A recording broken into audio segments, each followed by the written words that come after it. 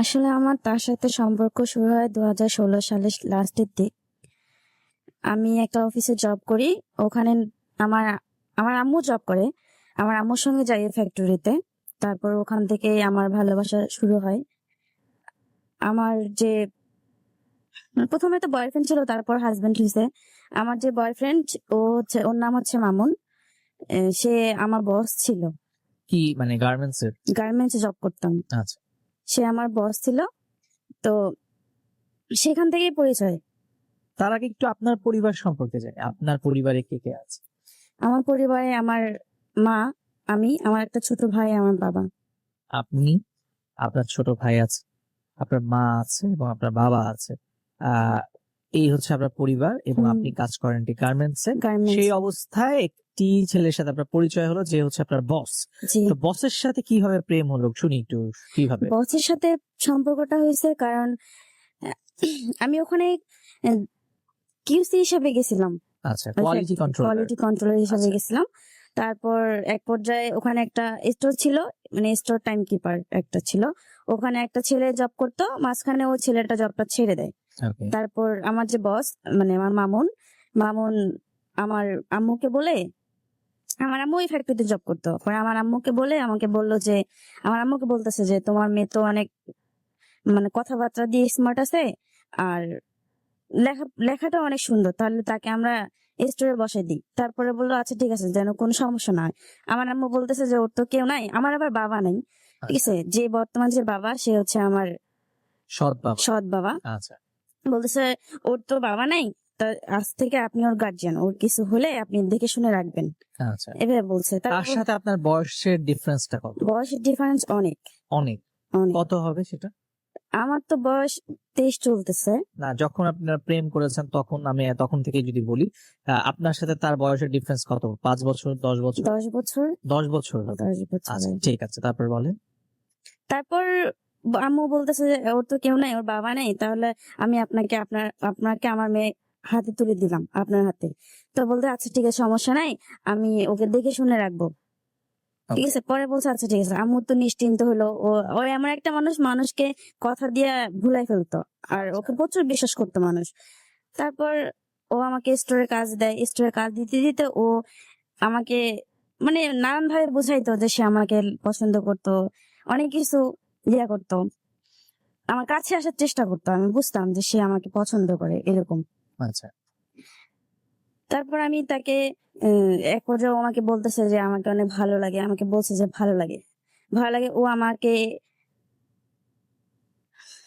বলেন। ও যখন 5টা বাজে, ম্যাক্সিমাম 5টার পর ফ্যাক্টরি অফ থাকে, তারপরও অনেক সময় দেখা যায় 8টা পর্যন্ত অফিস চলে। 5টা পর্যন্ত ও আমার কাছে বসে থাকতো। 5টার পর আপনার পাশে বসে? আমার পাশে বসে থাকতো, বাসায় যেত না। আমার সাথে কথা বলতো, গল্প করতো, ওর নাকি ভালো লাগতো। বাসা যেতে নাকি তো এই ব্যাপারগুলো আপনি যেহেতু গার্মেন্টস এ কাজ করতেন, অন্যরা দেখতো না? অন্যরা দেখতো, বুঝতো হয়তো, কেউ কিছু বলতো না। বস বস? যেহেতু, কেউ কিছু বলতো না। একটু আমি দর্শকদের কাছে যাব। এখানে প্রচুর বন্ধু রয়েছে যারা তোমার গার্মেন্টস এ জব করো, আমি জানি, যারা সাভারে, গাজীপুরে, মহৎপুরে, মিরপুরে, শ্যামলীতে, বাড্ডাতে, বিভিন্ন জায়গায় ছড়িয়ে ছিটিয়ে রয়েছে। হয়তো আজকে অনুষ্ঠানটা শুনছে, একটু মনোযোগ দিয়ে শুনবে।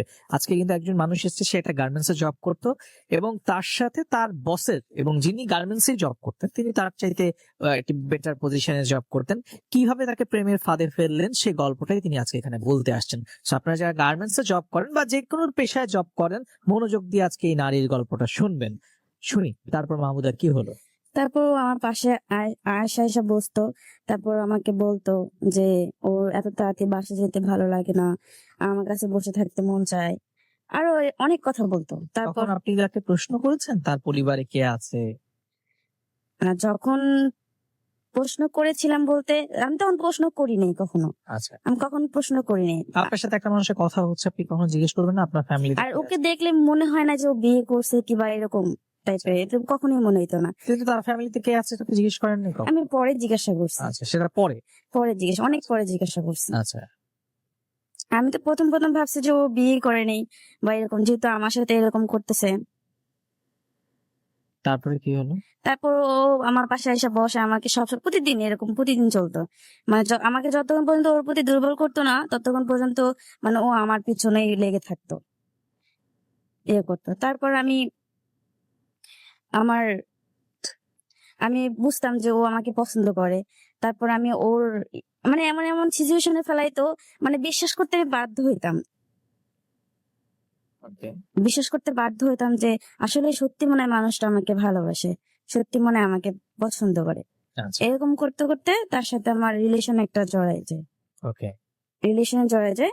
কতদিন সময় নিল এই যে আপনি মানে চাকরিটা নিলেন এবং ওই যে আপনি স্টোরে দায়িত্ব নিলেন, হুম, সেখানে বুঝতে পারলেন যে সে আপনাকে ভালোবাসে, এই সময়টুকু কতটুকু যে আপনি তাকে পছন্দ করে ফেললেন বা ভালোবাসলেন, কতদিন হবে? এটা হবে হচ্ছে আমার 2 মাস। 2 মাসের ভেতরে 2 মাসের সে ভিতরে আপনাকে কনভিন্স করলো যে সে আপনাকে ভালোবাসে এবং আপনিও বুঝে নিলেন যে হ্যাঁ আপনি আমি তাকে বুঝে নিছি ভালোবাসেন। যে সে আমাকে ভালোবাসে। ওকে, গুড। তারপর? তারপর আমার আমার ওর সাথে সম্পর্ক হয়, সম্পর্ক হওয়ার পরে ভালোই ছিল, সবকিছু ভালো ছিল। তারপর একদিন ও আমাকে বলতেছে, আমার আরেকটা ছেলে ছিল, ও তো আমাকে ওকে ওর সঙ্গে খুব ইয়া ছিল। তারপর বলতেছে যে ওরে ডাক দিয়ে বলতেছে ওর একটা রুম লাগবে, আচ্ছা, মানে ওর ফ্যামিলি আছে, ফ্যামিলিকে নিয়ে আসবে। আমি তখনও জানতাম না যে তার ইয়া ছিল, ওয়াইফ ছিল। আচ্ছা। ঠিক আছে, তারপরে আমি আর ওই ছেলেটা ওর জন্য বাসা খুঁজতে যাই। বাসা খুঁজতে যাওয়ার পর অনেক বাসা খোঁজার পর একটা বাসা পাই। তারপর ওকে এসে বলি, পরে ও বাসাটা দেখতে যায়। বাসা ওর পছন্দ হয়, পছন্দ হওয়ার পর তার মানে 1 তারিখে ওর বউ নিয়ে আসে, ওর ওয়াইফ নিয়ে আসে? ওর ওয়াইফ ওর বাচ্চা নিয়ে আসে। যখন বাচ্চা নিয়ে আসে তখন আমি মানুষের কাছে শুনি যে এরকম, যে ওর বউ আছে, বাচ্চা আছে। তারপর আমার কাছে অনেক খারাপ আছে, মানে কষ্ট পাইছিলাম। কষ্ট পাতে তারপর আমি একটু পিছিয়ে গেছিলাম। পিছিয়ে যাওয়ার পর তারপর তারপরে দেখি ও আমার অনেক ইয়া করতো, ওর প্রতি দুর্বল করতো, নানান ভাবে বুঝাইতো। আর শুরু থেকে আমার প্রতি ওর একটা অন্যরকম ইয়া ছিল। আর এটা আমি আগে বুঝি নাই, কিন্তু এখন বুঝতে পারছি। আমার সাথে এমন কিছু কাজ করছে যে এরপর ওর বউ থাকা সত্ত্বেও আমি ওর প্রতি দুর্বল হয়ে গেছি। অফিসে যখন আমরা একা বসে থাকতাম হুম। তখন আপনার সাথে তার ফিজিক্যাল রিলেশন হয়েছিল? ফিজিক্যাল রিলেশন হয়েছে। এটা মানে আপনার তার ওয়াইফ আছে এটা জানার আগে? ওয়াইফ আপনি আছে। কিন্তু অনেক কিছু লুকিয়ে যাওয়ার চেষ্টা করছেন। আপনি যদি লুকিয়ে যান তাহলে আমি কিন্তু আমার গল্প শুনতে না না পারবো না, না। সো আপনাকে ক্লিয়ারলি কথা বলতে হবে। প্রথমত হচ্ছে আপনি তার সাথে পরিচিত হলেন এবং পরিচিত হওয়ার পরে আপনার তার সাথে সম্পর্ক হলো এবং এরপর আপনি বললেন তার বাসার মধ্যে তার ওয়াইফ চলে আসছে। এর মধ্যে আপনি কিছুই জানতেন না। না তারপরে যখন জানতাম আপনি না। জানলেন যে তার বিয়ে হয়ে গেছে, এরপর আপনি তার সাথে কেন চললেন? এরপর আমি তার প্রতি তো প্রচুর দুর্বল হয়ে গেছিলাম, তাকে অনেক ভালোবাসছি, আচ্ছা, অনেক ভালোবেসে ফেলছি, এই যেটা 2 মাসের মধ্যে? এই না অনেক 5-6 মাস হয়ে গেছে। সেই 5-6 মাসের কিছুই তো গল্প আপনি আমাদেরকে বললেন না। আপনি তো বললেন যে 2 মাসের মধ্যে আপনি বাসায় 2 মাসের বাসা ভিতরে খুঁজে। ওর সাথে আমার রিলেশনটা হয়, হ্যাঁ, রিলেশন হয়। তারপরে ওর সাথে আমার ফিজিক্যালি রিলেশন হয়। হ্যাঁ, সেটা আপনি এড়িয়ে যাচ্ছেন কেন? সেটা যদি আপনি না বলেন আমার দর্শক তো জানবে না আপনি যেটা ফিজিক্যালি করতে আসছেন। রিলেশন ওর বাসায়, ওর ইয়াতে হয়।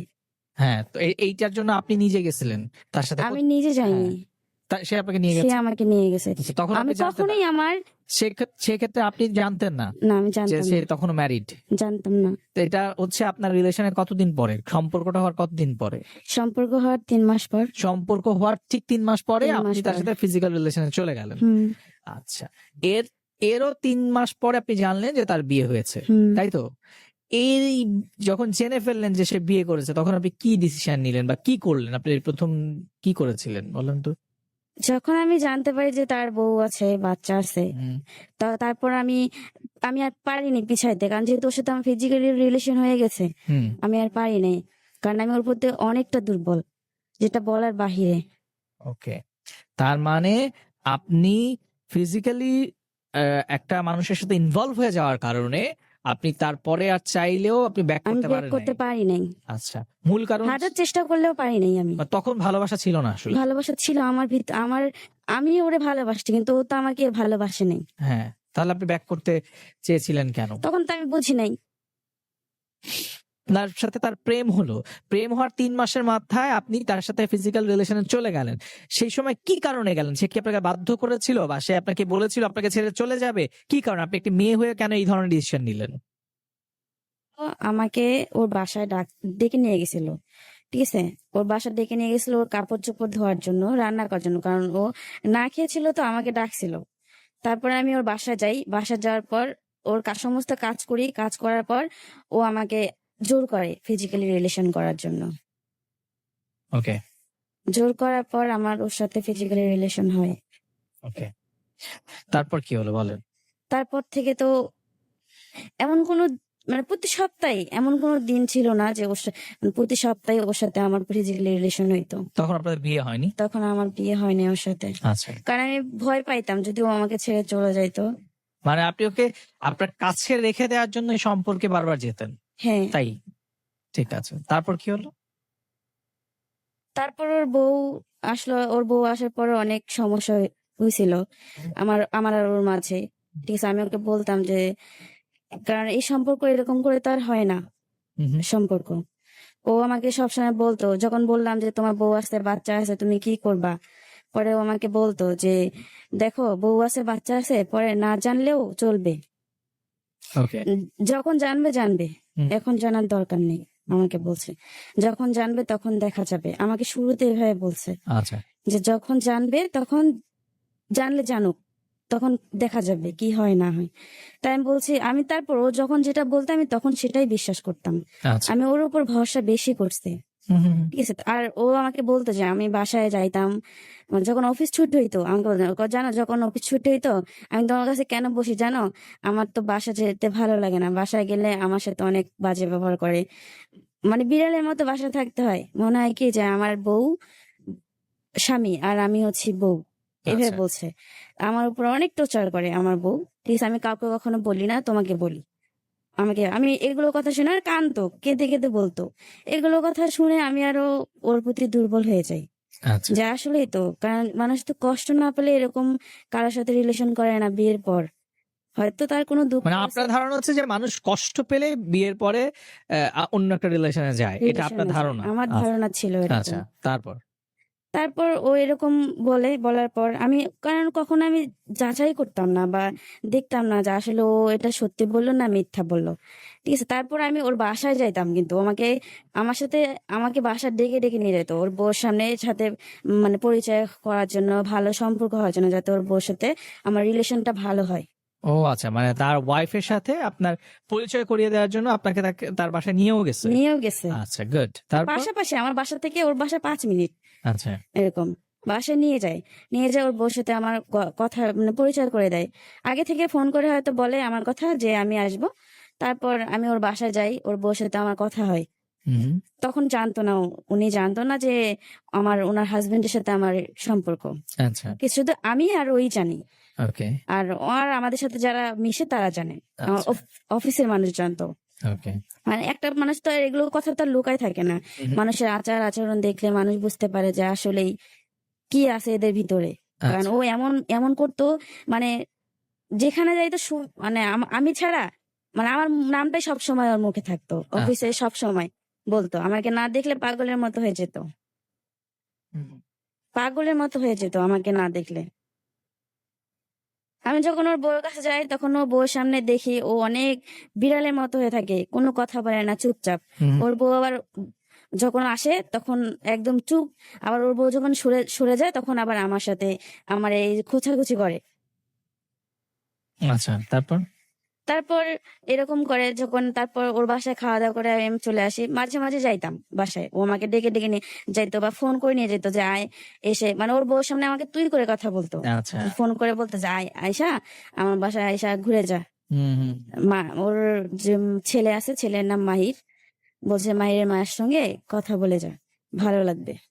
সারাদিন ও বাসায় থাকে, মানে আমাকে দেখতে পাবে ও, যেদিন বিশেষ করে যেদিন বন্ধ থাকে সেদিন আমাকে যায়, কারণ ও হয় দেখতে পারে না। আর ম্যাক্সিমাম সময় অফিস তো আমাদের ছুটি হয় রাত্রে 8টা বাজে, হুম, ও আমাকে নিয়ে বেরোতে পারে না।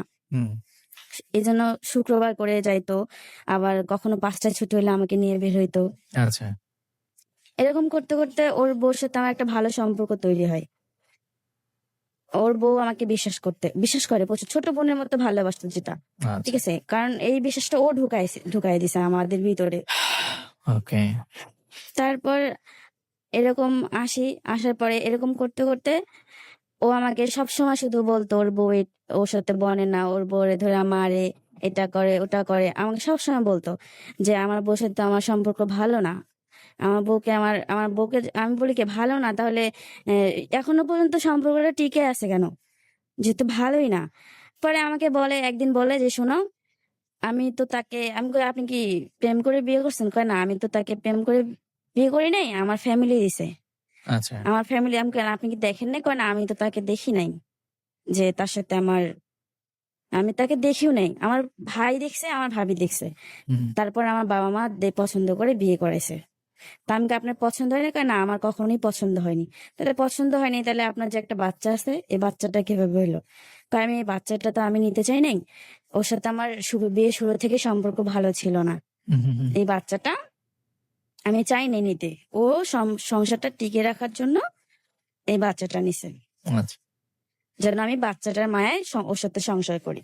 হুম, কারণ এভাবে বলছেন, কারণ আমি আমার বউকে কখনোই পছন্দ করিনি, হয়তো মানুষের সামনে দেখাইছি, কিন্তু আমি মন থেকে কখনো ওরে পছন্দ করিনি। আচ্ছা, যবে থেকে আমি ওরে বিয়ে করছি, আমার জীবনে একটা কুপা ও, কখনো আমার ভালো কিছু হয়নি। আচ্ছা। এই যে কথাগুলো বলছেন, এটা আছে কয় বছর আগে? এটা হচ্ছে এই যে 2 বছর আগে, 2 বছর বছর? 1 বছর আগে। 1 বছর আগে। তো আপনার বয়স এখন 23 বছর, আপনি তখন 22 বছরের ছিলেন। তো 22 বছরের একটা নারী, সে কি একবারও চিন্তা করে না যে আরেকটা মেয়ে সংসার, সেই মেয়েটাকে নিয়ে একজন পুরুষ সংসার করছে, তাদের ঘরে একটা সন্তান আছে, তারপরও এই মানুষটা আমাকে যা বলছে সব সত্যি, এরকম মনে হচ্ছিল আপনার তখন? কারণ ও কেঁদে কেঁদে বলতো। মানে তার মানে হচ্ছে আপনি তার কান্না দেখে মনে হতো যে সব সত্যি কথা হ্যাঁ, বলছে। ও কাঁদতো অনেক। আচ্ছা, যখনই বলতো, ওর কষ্টের কথাগুলো বলতো, হ্যাঁ, হ্যাঁ, তখনই ও নাকি মন খুলে ওর বউর সাথে কোনো কথা শেয়ার করতে পারতো না। এটা আপনাকে বলতো? হ্যাঁ, আর ওকে, ওর যদি কখনো মন খারাপ থাকতো, হুম, ওর বউ কখনো জিজ্ঞাসা করতো না আচ্ছা, যে কি হয়েছে না হয়েছে, কখনো বলতো না। আচ্ছা, শুধু বাসায় যায়, খায়, ঘুমায়, এরকম। আমার ওদের সম্পর্কটা নাকি অন্যরকম ছিল, আমাকে বলছে যে, আর কেঁদে কেঁদে বলতো আমাকে। আচ্ছা, আর আমি তাই বিশ্বাস করতাম, কারণ আমি তো তাকে অনেক ভালোবাসি। আচ্ছা। দুর্বল, অনেক দুর্বল, মানে যদি বলা এই যে হয়েছে। বারবার বলছেন আপনি তাকে খুব ভালোবাসেন, কিন্তু একটি পুরুষ, তার একটি বিবাহিত স্ত্রী আছে, তার সন্তান আছে, এইটা জানার পরও আপনার তাকে ভালোবাসার ইচ্ছেটা কেন বারবার হচ্ছে? এই বিষয়টা আমরা অ্যাকচুয়ালি, এখানে প্রচুর মানুষ আছে, অনেকে প্রশ্ন করতেছে আমাকে লাইভে যে উনি তো জানতো যে মানুষটা বিবাহিত, ওর একটা সন্তান আছে, তারপরও এই মেয়েটা, তো আপনি তো স্কুলে পড়েন না বা একেবারেই ছোট নয়, তারপরে এই অবস্থায় কেন বারবার আপনি তাকে ভালোবাসতেন? আসলে ওর কষ্টটা দেখে আমার ওরে ভালো লাগতো। আচ্ছা, ওর কষ্টটা আমি যদি ভাবতাম যে ওর কষ্টটা যদি আমার দিয়ে দূর হইতো, কারণ ও চাইতো যে যে ওকে বুঝবে, যে ওকে সবসময় ভালো রাখবে। আচ্ছা, আর ও আমাকে বলতো যে আমি নাকি ওকে যেভাবে বুঝি সেভাবে ওর বউ বুঝে না, ওকে, আমি যেভাবে ওরে কেয়ার করি এভাবে ওর বউ কেয়ার করে না। আচ্ছা, কিন্তু আপনি তাকে কেয়ার করবেন। তো যাই হোক, এখন বুঝলাম যে তার এই সমস্ত কথা শুনছেন আপনি। তারপরে কি হলো আগাই সামনে? তারপর তো এরকম ও সবসময় বলতাম, যখন আর বলতাম যে তোমার ফ্যামিলি জানলে তখন কি হবে, তোমার বউ জানলে কি হবে, বলে যে যখন জানবে তখন দেখা যাবে। আমাকে এভাবে বলছে যে যখন জানবে তখন দেখা যাবে। তারপর ওর সাথে আমার প্রায় মাঝে মাঝে ওর সাথে আমার ফিজিক্যাল হইতো, প্রায় ও আচ্ছা। আমাকে ডেকে ডেকে তার নিয়ে মানে যেত। বিবাহ, মানে তার সাথে প্রেম হওয়ার 3 মাস পর থেকে আপনাদের ফিজিক্যাল রিলেশন স্টার্ট হয়েছে, এবং সে বিবাহিত এটা জানার পরেও আপনাদের এই ফিজিক্যাল রিলেশনের সম্পর্কটা চলছে, কন্টিনিউ চলছে। হ্যাঁ, ওকে, তারপর? আমাকে আমি ওর সাথে ফিজিক্যালি রিলেশন আমার করতাম না, ঠিক আছে। প্রথমবার ও জোর করে করছে, তারপরে ও অনেকবার বলছে, হ্যাঁ, আমার ডাকছে। ও হ্যাঁ, হ্যাঁ, এমনকি ও একটা বাসাও ঠিক করা ছিল আমার, ও আচ্ছা, ঠিক করছিল, ঠিক আছে। ওকে, ওখানে আমাকে প্রায় সময় নিয়ে যাইতো। ওকে, তারপর? তারপর ও আমাকে বলতো যে ওর বউ, ওর ওয়াইফ তো আপনাকে খুব বিশ্বাস করতো, আপনি একটু আগে বলছিলেন না? আপনি একটু আগে নিজের মুখে বললেন হ্যাঁ, আমাকে বিশ্বাস তার করে, ওয়াইফ আপনাকে প্রচুর কারণ আমি বিশ্বাস তো করতো। বয়স তো আমার অনেক ছোট তাদের থেকে। হ্যাঁ, কারণ ওদের তো কেউ তো ভাববে না যে ওই লোকটার সাথে আমার এরকম সম্পর্ক হবে, এক্স্যাক্টলি, এক্স্যাক্টলি, কেউ ভাববে না, কেউ এবং এই ভাববে না, জন্যই আমি, বিশ্বাসই করবে না কেউ। এক্স্যাক্টলি, কেউ বিশ্বাস করবে না বলে আমি আজকে যারা লাইভে আমাকে দেখছেন তাদেরকে বলছি, কেউ ভাববে না, পয়েন্ট ইট, কেউ ভাববে না যে এরকম ঘটনা ঘটতে পারে। একটি মানুষ, একটি হাউসওয়াইফ, তিনি তার হাজবেন্ডের একটি ফ্রেন্ডকে ফ্রেন্ড হিসেবে ভাবেন এবং সে আসে, তার ছোট বোন হিসেবে আসে, তুই তুকারি সম্পর্ক, কিন্তু এইটা নিয়ে কখনো কোনো সন্দেহের উদ্বেগ হতেই পারে না। খুব স্বাভাবিক প্রক্রিয়া, কিন্তু সেই স্বাভাবিক প্রক্রিয়ার মধ্যে কি অস্বাভাবিক ঘটনা ঘটছে সেটা একটু চোখ কান খোলা রেখে শুনতে থাকেন।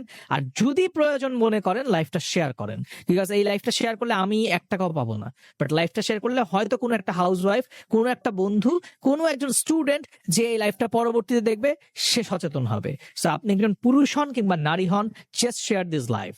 মাহমুদা, তারপরে কি হলো বলেন? তারপর ওর যে ওয়াইফ ছিল আমাকে প্রায় মানে ভালো মন্দ কিছু রান্না করলে আমাকে ডাকতো যে আসো বাসায় আসো, বা ও ডাকতো কিনা জানি না, হয়তো মামুন বলতো, এই কারণে হয়তো আমাকে উনি ফোন করতো বা মামুন ফোন করতো, আমাকে বলতো, বাসায় ডাকতো, আমি যাইতাম, ও ছেলেকে আদর করতাম, চলে আসতাম। এরকম করতে করতে অনেকদিন যায়, ও আমাকে বাইরে নিয়ে যায়, বাইরে ঘুরতেও নিয়ে যায়, অনেক সময় দেখা যায়। আর প্রচুর মিথ্যে কথা বলতো ও, আচ্ছা, প্রচুর মিথ্যা। আমি বুঝতাম, কিন্তু পরে ও অস্বীকার, মানে এমন একটা সিচুয়েশন তৈরি করে আমার ওই মিথ্যা কথাটা বিশ্বাস করতে হতো, এমন একটা পর্যায়ে আসে। তারপর আমি, ওর যখন আমারে প্রায় সময় বলতো যে ওর বউ মানে ওর বউ রেডি ওর যায় না, আচ্ছা, আমি বেস্ট, আচ্ছা, এই বলতে। যে রাস্তায় ও নাকি যতদিন বিয়ে হয়েছে হয়তো চাপে পড়ে ওর বউকে বাইরে নিয়ে গেছে, কিন্তু কখনো ওর বউর সঙ্গে বাইরেও নিজের ইচ্ছা যাইতে চায়নি। আচ্ছা, আমাকেই সবসময় সময় দিত, মানে এই আমার সাথে সম্পর্ক হওয়ার পর থেকে আমাকেই সবসময় সময় দিত, বাসায় সময় দিত না।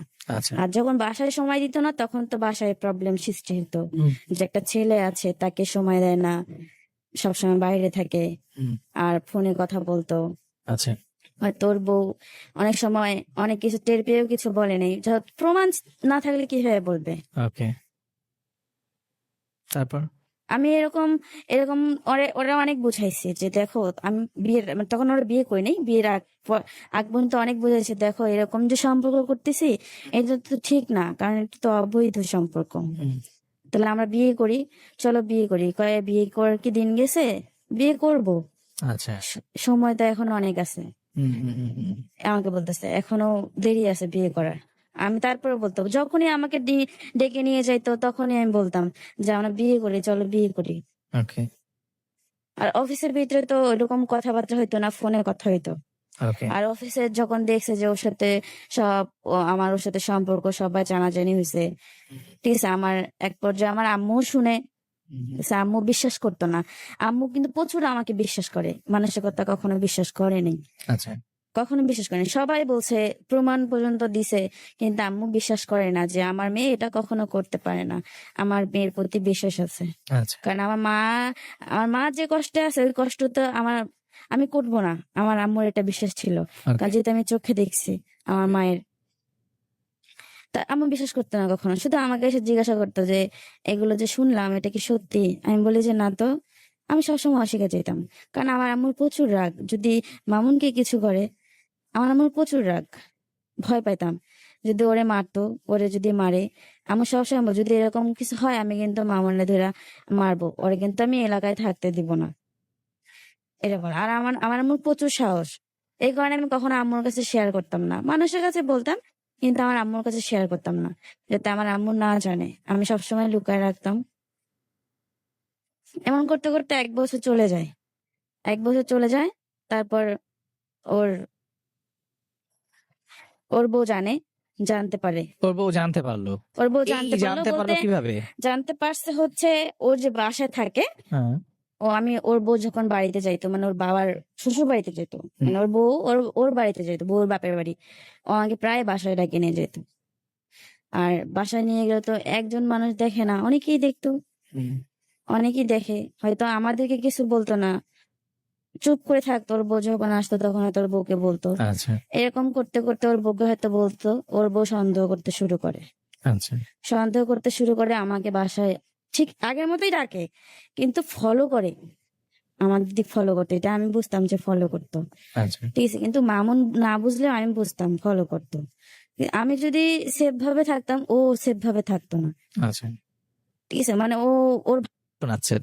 মাহমুদা, আপনি যাকে ভালোবাসতেন তিনি বিবাহিত এবং তার ওয়াইফ যখন তার বাবার বাড়িতে বা বাহিরে যেত আপনাকে তখন লুকিয়ে তার বাসায় নিয়ে আসতো শুধুমাত্র ফিজিক্যাল রিলেশন করার জন্য, তাই তো? জি।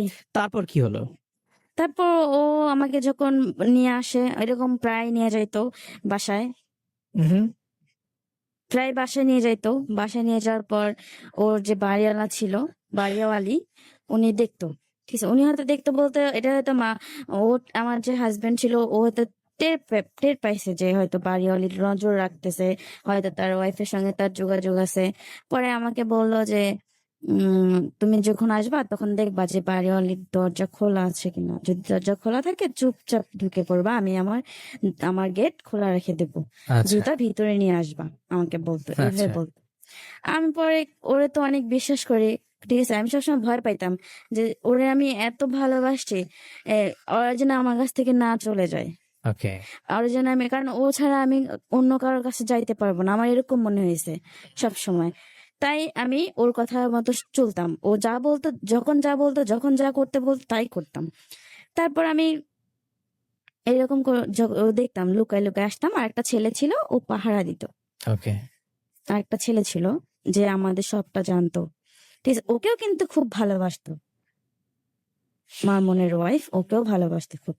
ঠিক আছে, কিন্তু তারপর ও পাহারা দিত, ও কিছু বলতো না। পরে একদিন ও আমাকে প্রায় সময় বাসায় যখন নিয়ে যায়, এলোমেলো ওর রুম তো এলোমেলো হয়ে থাকে, আমাকে দিয়া, আমি যখন যাইতাম তখন সবকিছু পরিষ্কার করে দিয়ে আসতাম। তারপর একদিন আমরা ফ্যাক্টরিতে আসছে, আসার পর ওর ওয়াইফ ওরে না বইলা চলে আসছে বাসায়। ওকে। চলে আসছে, ও তো একদম ইয়ে হয়ে গেছে যে না বলে, ফোন না দিয়ে, কিছু না বলে চলে আসছে।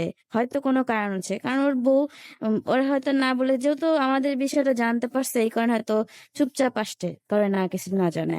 হুম। ও ভয় পেয়ে গেছিল। পরে আমাকে বলতেছে, দেখো, ও মনে হয় কিছু জানতে পারছে এই কারণে ওই চুপচাপে আসছে, আমাকে কোনো ফোনও দেয় নেই, ইয়া করেনি। আমি জানতে পারছে, তাহলে এখন কি করবেন? হুম। কি করবা? আমি বলছি কি করবা?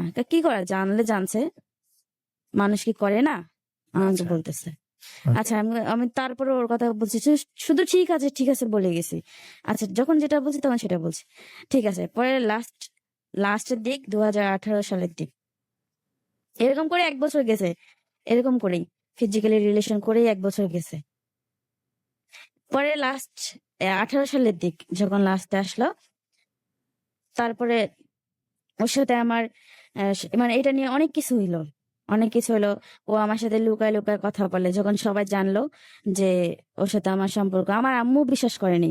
সবাই বলছে, সবাই কানাকানি করতেছে যে ওর সাথে এই সম্পর্ক, এটা হয়েছে, ওটা, এটা হয়েছে, এটা করছে, এখানে নিয়ে গেছে, ওখানে নিয়ে গেছে, এরকম ভাবে আমার আম্মুকে সবাই বলতেছে। আমার আম্মু বিশ্বাস করে না, যে বলে যে আমার মেয়ের প্রতি বিশ্বাস আছে, আমার মেয়ে কখনো এরকম কাজ করতে পারবে না। এমনকি আমার বাসায় যাইতো, আচ্ছা। ও ওই ফ্যাক্টরি থেকে জব ছেড়ে অন্য ফ্যাক্টরিতে জব নেই। 5টা বাজে আসতো ওই ফ্যাক্টরি থেকে, আসলে আমার বাসায় 8টা পর্যন্ত থাকতো বাসায়, আসতো। আম্মু বিশ্বাস করতে পারে যে ছাড় মানুষ, আমার অনেক ভালোবাসে, এই কারণে আম্মু ওরে অনেক খুব বিশ্বাস করতে পারে। কখনো ভাবতে পারে না যে ও এরকম কাজটা করবে। আমার আম্মু বাসায় রেখে যাইতো, আমার একটা ছোট ভাই আছে, এমনকি ও আমার বাসায় অনেকবার ফিজিক্যালি রিলেশন হয়েছে, আপনার নিজের বাসায়? আমার নিজের বাসায়। ওকে। দেন? আমার নিজের বাসায় ফিজিক্যালি রিলেশন করতো।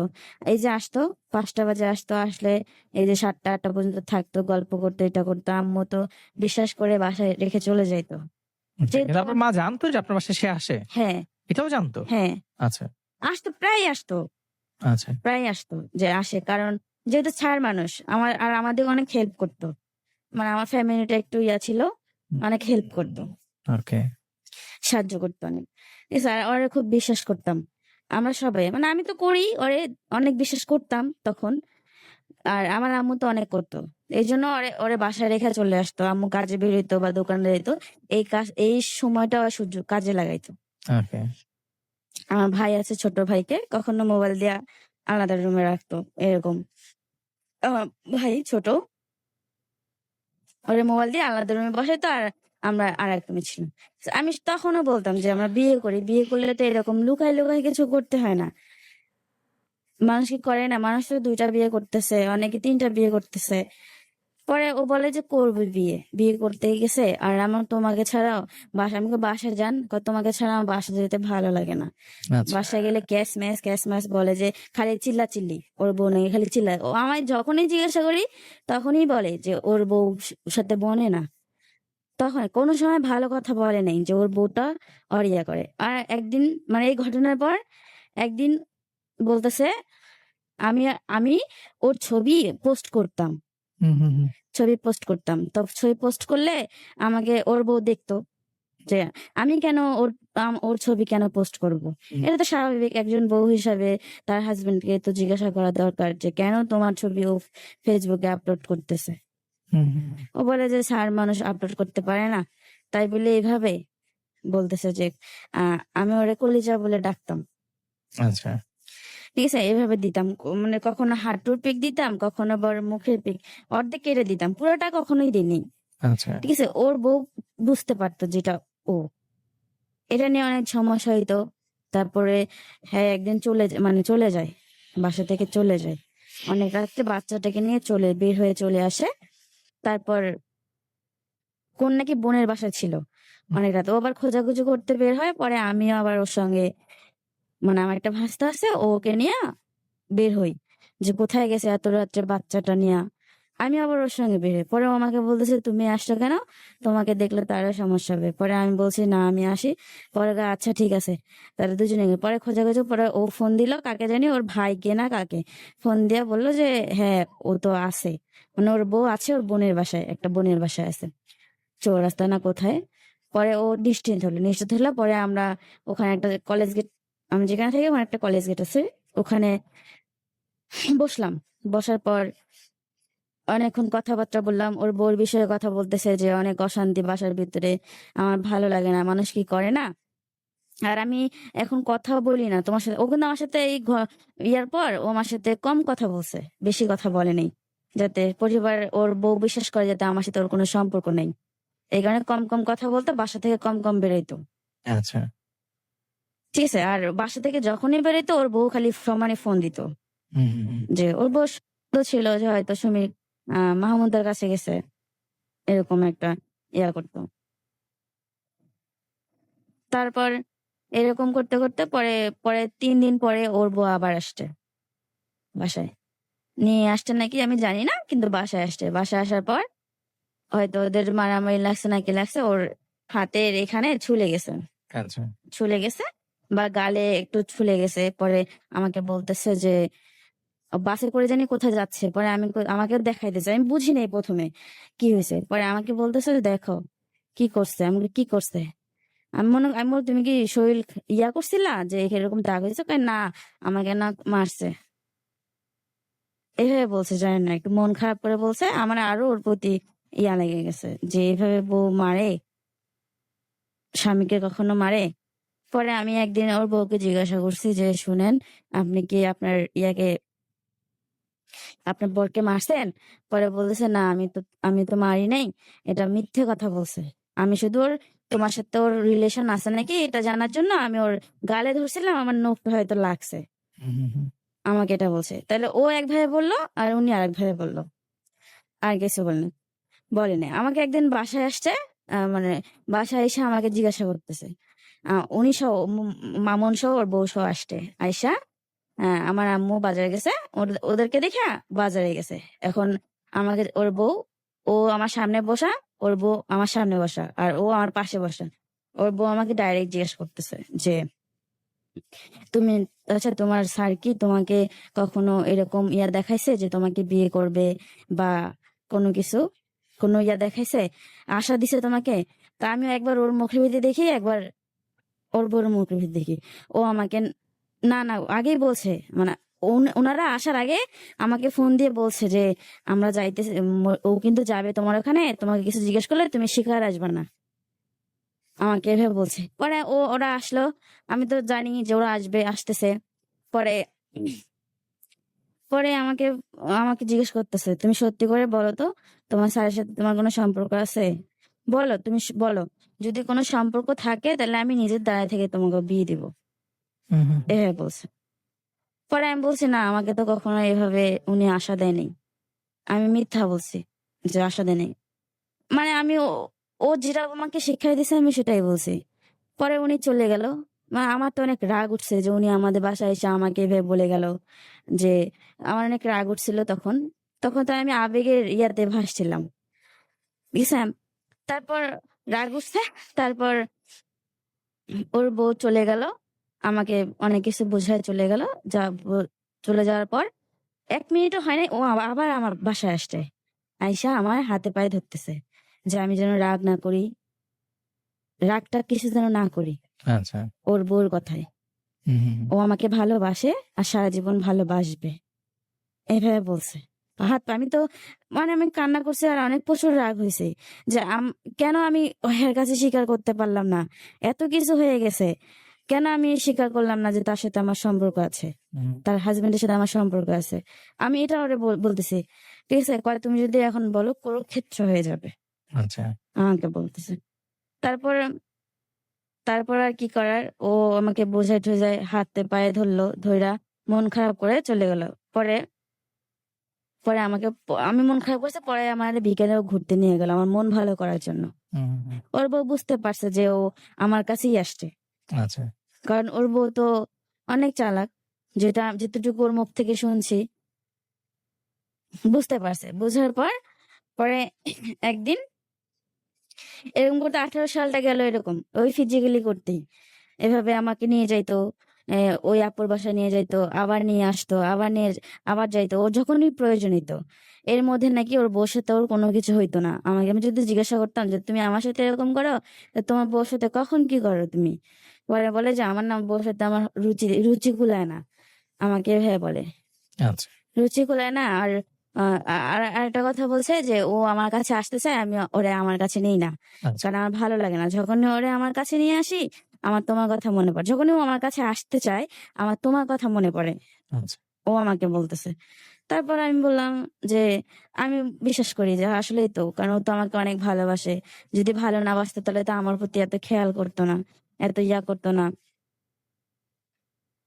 পরে ও এভাবে বলে, আমি ওর কথাই বিশ্বাস করতাম।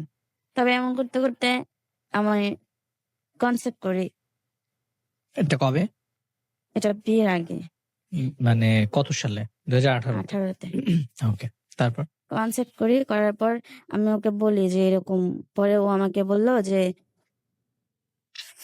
ও আমাকে একটা মেডিসিন এনে দেয়, মানে বাচ্চাটাকে নষ্ট করার জন্য একটা মেডিসিন নিয়ে আসে। মেডিসিন নিয়ে আসে, ওকে। মেডিসিন নিয়ে আসা দেয়। পরে আমি মেডিসিন খাই, পরে বাচ্চাটা নষ্ট হয়ে যায়। এটা কিন্তু কেউ জানতো না, শুধু আমি আর ও জানি। ও আমাকে যেভাবে বলতো আমি সবসময় ওর বিশ্বাস করতাম। আমি ভাবতাম যে হয়তো ও সত্যি ভালোবাসে, ও আমার ভালোটাই চাই। ঠিক আছে? আর যারা যারা বলতো যে তোকে ও ভালোবাসে না, তোকে ইয়া করে, ব্যবহার করতেছে, তুই বুঝতেছিস না, আমি মনে করতাম তারা আমার শত্রু, ওকে, এরকম ভাবতাম। ঠিক আছে, আবারও আমরা আপনার কাছে আসবো। আমরা একটু দর্শকদের কাছে আসি যারা টিউন করে আছেন জাগো FM 94.4 এবং একই সঙ্গে ফেসবুকে আমাকে দেখছেন www.facebook.com/jagofm এবং www.facebook.com/rjudoyer ভেরিফাইড পেজ থেকে তাদের সবাইকে স্বাগত জানাচ্ছি আরো একবার। মনে করিয়ে দিচ্ছি আপনারা দেখছেন প্রাণাব লাভ স্টোরি এবং শুনছেন প্রাণাব লাভ স্টোরি জাগো FM 94.4 থেকে। বন্ধু, হালকা কিংবা ভারী যে কোনো খাবারের সাথে নিজেকে শতভাগ কুল রাখার জন্য সাথে রাখুন প্রাণাব। লাইফের প্রত্যেকটা মুহূর্তকে উচ্ছ্বাসে ভরপুর করে তোলার জন্য প্রাণাব 2 লিটারের সাথে এখন প্রাণ লাগছে 170 মিলি, পুরোটাই কিন্তু ফ্রি। প্রাণাব, প্রাণ খুলে মনের কথা বলো। সো মনের কথা বলতে হলে তো এখানে আসতে হবে, যেমনটা আজকে এসেছেন মাহমুদা। তিনি কিন্তু সহজ সরল স্বীকারোক্তি দিচ্ছেন, অনেকেই এটা দিবেন না। আমরা মাহমুদাকে একটা স্যালুট দিতে চাই, কারণ মাহমুদা আজকে সাহস করে এখানে আসছেন। এরকম হাজারো মাহমুদা আছেন যারা হয়তো নিজের কষ্টটা নিজের মধ্যে লুকায় রাখছেন, কখনো আসবেন না, কখনো বলবেন না। কিন্তু মাহমুদাকে দেখে হয়তো অনেকে ইন্সপায়ার হবেন, অনেকে ভাববেন যে না আমার গল্পটা একটু অন্যরকম, বাট আমার গল্পটায় হয়তো আরো কিছু মেসেজ লুকায় আছে। কারণ প্রত্যেকটা মানুষের জীবনটা আলাদা, আলাদা আলাদা জীবনের আলাদা আলাদা গল্প তৈরি হয়। সেখানে ভালোবাসা হয়তো একটা শব্দ থাকে, এই লাভ স্টোরিতে সেই গল্পগুলোই আসে, যেখানে মাহমুদার ভালোবাসা ছিল একপাক্ষিক। সে একজনকে ভালোবেসেছিল, ভালোবেসে এতটাই অন্ধ হয়ে গেছিল যে মানুষটা বিবাহিত জানার পরেও তাকে ছেড়ে আসতে পারেনি। কারণ ওই যে তাদের মধ্যে শারীরিক যে সম্পর্কটা হয়ে গেছে, একটি বাঙালি নারীর ক্ষেত্রে এই ব্যাপারটা এতটাই বিশাল যে সে চাইলেও তখন আর ফিরে আসতে পারে না। যখন যে ব্যাপারটা তার সাইকোলজিতে কাজ করে যে না, আমার তাকে এখন বিয়ে করতেই হবে, সে যে বিবাহিত তাতে আমার কি যায় আসে, আমি তো তার সাথে ইনভলভ হয়ে গেছি। এবং সেই প্রেক্ষাপট থেকে মাহমুদা কিন্তু তার ইচ্ছার বিরুদ্ধেও তার সাথে বারবার শারীরিক সম্পর্কে যুক্ত হয়ে গেছেন, এবং একটা পর্যায়ে সেই মানুষটির ওয়াইফের সাথেও সে মিথ্যে বলেছেন, এবং দিনের পর দিন তাদের মধ্যে এই সম্পর্কটা কন্টিনিউ ছিল।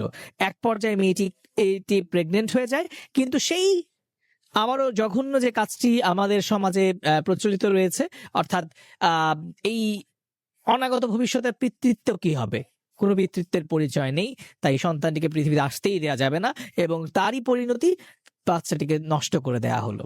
তারপর কি হলো আমরা শুনবো, তবে তার আগে জানিয়ে রাখি, তোমরা যারা লাইভটা দেখছো, বন্ধু তোমাকে বলছি, এই যে তুমি আজকে প্রথমবার লাইভ দেখছো বা নিয়মিতই দেখো, আমার লাইভটা কিন্তু তুমি চাইলে শেয়ার করতে পারো।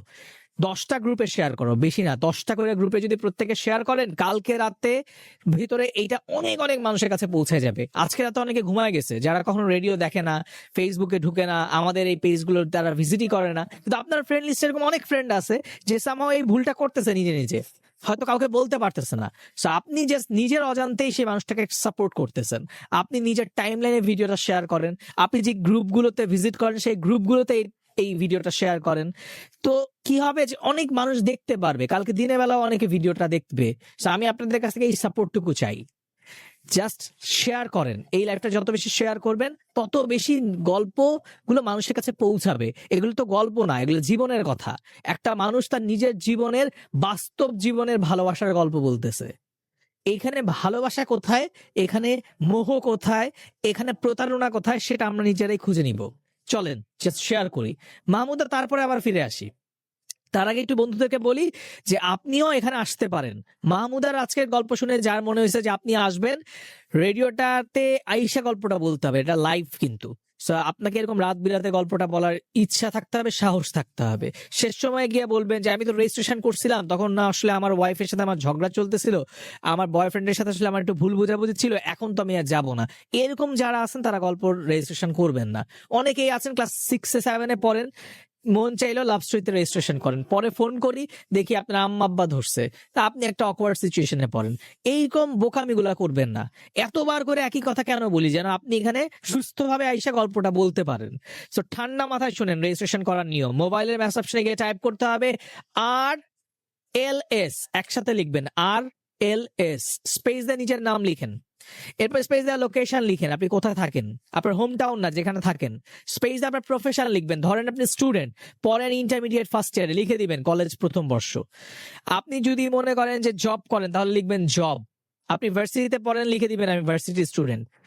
অবশ্যই যারা ডিভোর্স আছেন তারা মেনশন করবেন আমি ডিভোর্সড। আমি স্পেশালি ডিভোর্সদেরকে এই জন্য বলি যে একটা সংসার হয় তারপর ডিভোর্স হয়ে যায়, এই গল্পটার পিছনে অনেক কিছু লুকায় থাকে। সংসার জীবনে অনেক ভালোবাসা থাকে, সেই ভালোবাসা কোথায় ম্লান হয়ে যায়। সেই জন্য যারা ডিভোর্সড আছেন তারা কিন্তু রেজিস্ট্রেশন অবশ্যই করবেন, যদি আপনি স্বেচ্ছায় এখানে এসে লাভ স্টোরিতে গল্পটা বলতে চান। এবার সেই এসএমএসটা পাঠিয়ে দিবেন 26969 নিজের মোবাইল থেকে, বাবা মার মোবাইল থেকে না, যেখানে ফোন করলে আমরা আপনারে পাবো। ঠিক আছে, রেজিস্ট্রেশন করেন। চলেন মাহমুদার কাছে যাই। মাহমুদা তারপরে কি হলো? তারপর যখন ও বাচ্চাটা নষ্ট করে, নষ্ট করার পর আমি, ও যা বুঝাইতো আমি তাই বুঝতাম। তারপর আমি ওর প্রতি আরো অনেক দুর্বল হয়ে যাই। ও আমাকে এতটাই দুর্বল করে, আমি ওরা ছাড়া কিচ্ছু বুঝি না। ওকে, পরে নিয়ে বাসায় আমার অনেক ঝগড়া হইতো আমার মায়ের সাথে। মা আমার অনেক বকাবকি করতো যে মানুষ যদি কিছু না হলে মানুষকে এমনি এমনি বলে, কারণ কিছু হলেই তো মানুষ বলে, তার সাথে তো বলে না। মানুষকে এমনি এমনি একজনের নামে বলে। আম্মু তারপরেও আমাকে বলতো যে ওই যে হ্যাঁ যেন আমাদের বাসায় না আসে, আর আমাকে বলতো। কিন্তু আমি কখনো তাকে নিষেধ করতাম না আমাদের বাসায় আসতে, কারণ তাকে আমার না দেখলে ভালো লাগতো না, ওকে, তাকে আমার দেখতে হইতোই। ঠিক আছে, সে যখন আসতো আমার বাসায় মনে হতো কি যে আমি আমার প্রাণ ফিরে পাইছি, এরকম একটা লাগতো। ওকে, তারপর ও আমার আমার আম্মু বারবার বলতো তুই কিন্তু বলবি না আমাদের বাসায় আর আসতে, ঠিক আছে, মানুষ অনেক কথা বলে। আমি শুনতাম না, আম্মুর কথা শুনতাম না। তারপর ও আমার বাসায় আসে। আমার বাসায় আসলে আম্মু রাগ হয়, কিন্তু বুঝায় ওরে, ওর সামনে বোঝায় না, কিন্তু আমাকে বোঝায়। তারপর আমি আমাকে আবার ও বলে যে তোর আম্মু কি কি বললাম, না কিছু বলে নাই, এভাবে বলতাম। ও যদি আমার সাথে একটু বসে কথা বলে আমার খুব ভালো লাগতো। নিজেকে সারাদিন ওর সাথে দেখা না এলেও অনেক খারাপ মনে হয়, কি আমি অসহায় অনেক। আচ্ছা। আর ও যখন আসতো তখন মনে হতো যে ও ছাড়া, মানে ওই আমার পুরো পৃথিবী, ওকে। এরকম ভাবতাম। কারণ ওরকমটা আমার কাছ থেকেও আমার করাই নিছে, যেন ওরে ছাড়া আমি কিছু না বুঝি, ওকে। আর অন্য কারো কাছে যাইতেও না পারি। কখনো কারোর সঙ্গে ফোনে কথা বলতে পারতাম না। আমার ফেসবুক অ্যাকাউন্ট যে ছিল ওটাও ওর কাছে থাকতো। আচ্ছা। কার সাথে SMS করে না করে ও সব দেখতো। হুম। ঠিক আছে, আবার আমার অনেক সময় দেখা যায় আমার নাম্বারটা বেট করে রাখতো, আমার কল সব ওর ফোনে চাইতো, আচ্ছা। এরকম রাখতো।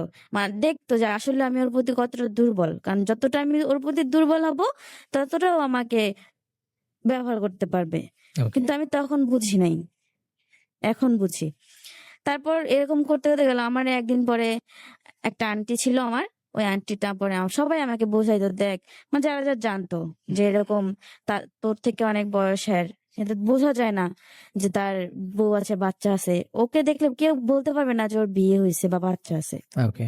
আমাকে বোঝায়। তারপর আমি বুঝতাম না, আমি শুধু বলতাম যে আন্টি দেখো আমি তো তাকে অনেক ভালোবেসে ফেলছি, আমার পক্ষে সম্ভব না সরে আসা। যদি সরে আসা হয়তো তাহলে যখন দেখছি যে ওর বউ আছে, বাচ্চা আছে, তখনই সরে আসতাম। ঠিক আছে, আমি এভাবে বলতাম। তারপর বলতো যে নিজের কপালটা খাইস না, আমাকে এভাবে বলতো। তাই আমি বলতাম, আমি শুনতাম না, কারণ কেন যেন আমি একটা মোহর ভিতরে ছিলাম। হুম, হুম, হুম, হুম। আমার কাছে এরকম মনে হয়েছে, মানে আমি রঙিন চশমা পরে আছি, আমার ওর যা কিছু দেখে আমার সবটাই ভালো লাগে, এরকমটা মনে হইতো। তারপর এক পর্যায়ে যখন আসে, অনেকটা গভীরে চলে আসে, এটা 18 শেষের দিক, 2018 সালের শেষের দিক। ও আমি ও আমাকে আমার সাথে কিরকম খারাপ ব্যবহার করা শুরু করে। খারাপ ব্যবহার বলতে আমাকে বোঝায় যে এখন বিয়ে করা যাবে না। আমি ওকে কিন্তু ইদানিং খুব, মানে তখন খুব বলতাম যে আসো বিয়ে করি, চলো বিয়ে করি। হুম। যখনই ডাকতো আমাকে নিয়ে যাইতো কোথাও, তখনই আমি বলতাম চলো বিয়ে করি, মানে বিয়ের গানটা ছিলই। ওকে। তার বলতে এখন বিয়ে করবো না, এখন বিয়ে করলে সমস্যা আছে। ঠিক আছে, এখন অনেক সমস্যা করতে পারে ওর বউ হুম। শুনলে। আর পরে বলতেছে যে আমরা বিয়ে করবো, কেউ তো জানবে না যে আমরা বিয়ে করছি। ঠিক আছে, আমি এভাবে বলছি। পরে আচ্ছা ঠিক আছে দেখি। তার কয়দিন পর দেখি ও আমার সাথে পোল্টি বাজ নিল যে শোনো এখন বিয়ে করা যাবে না।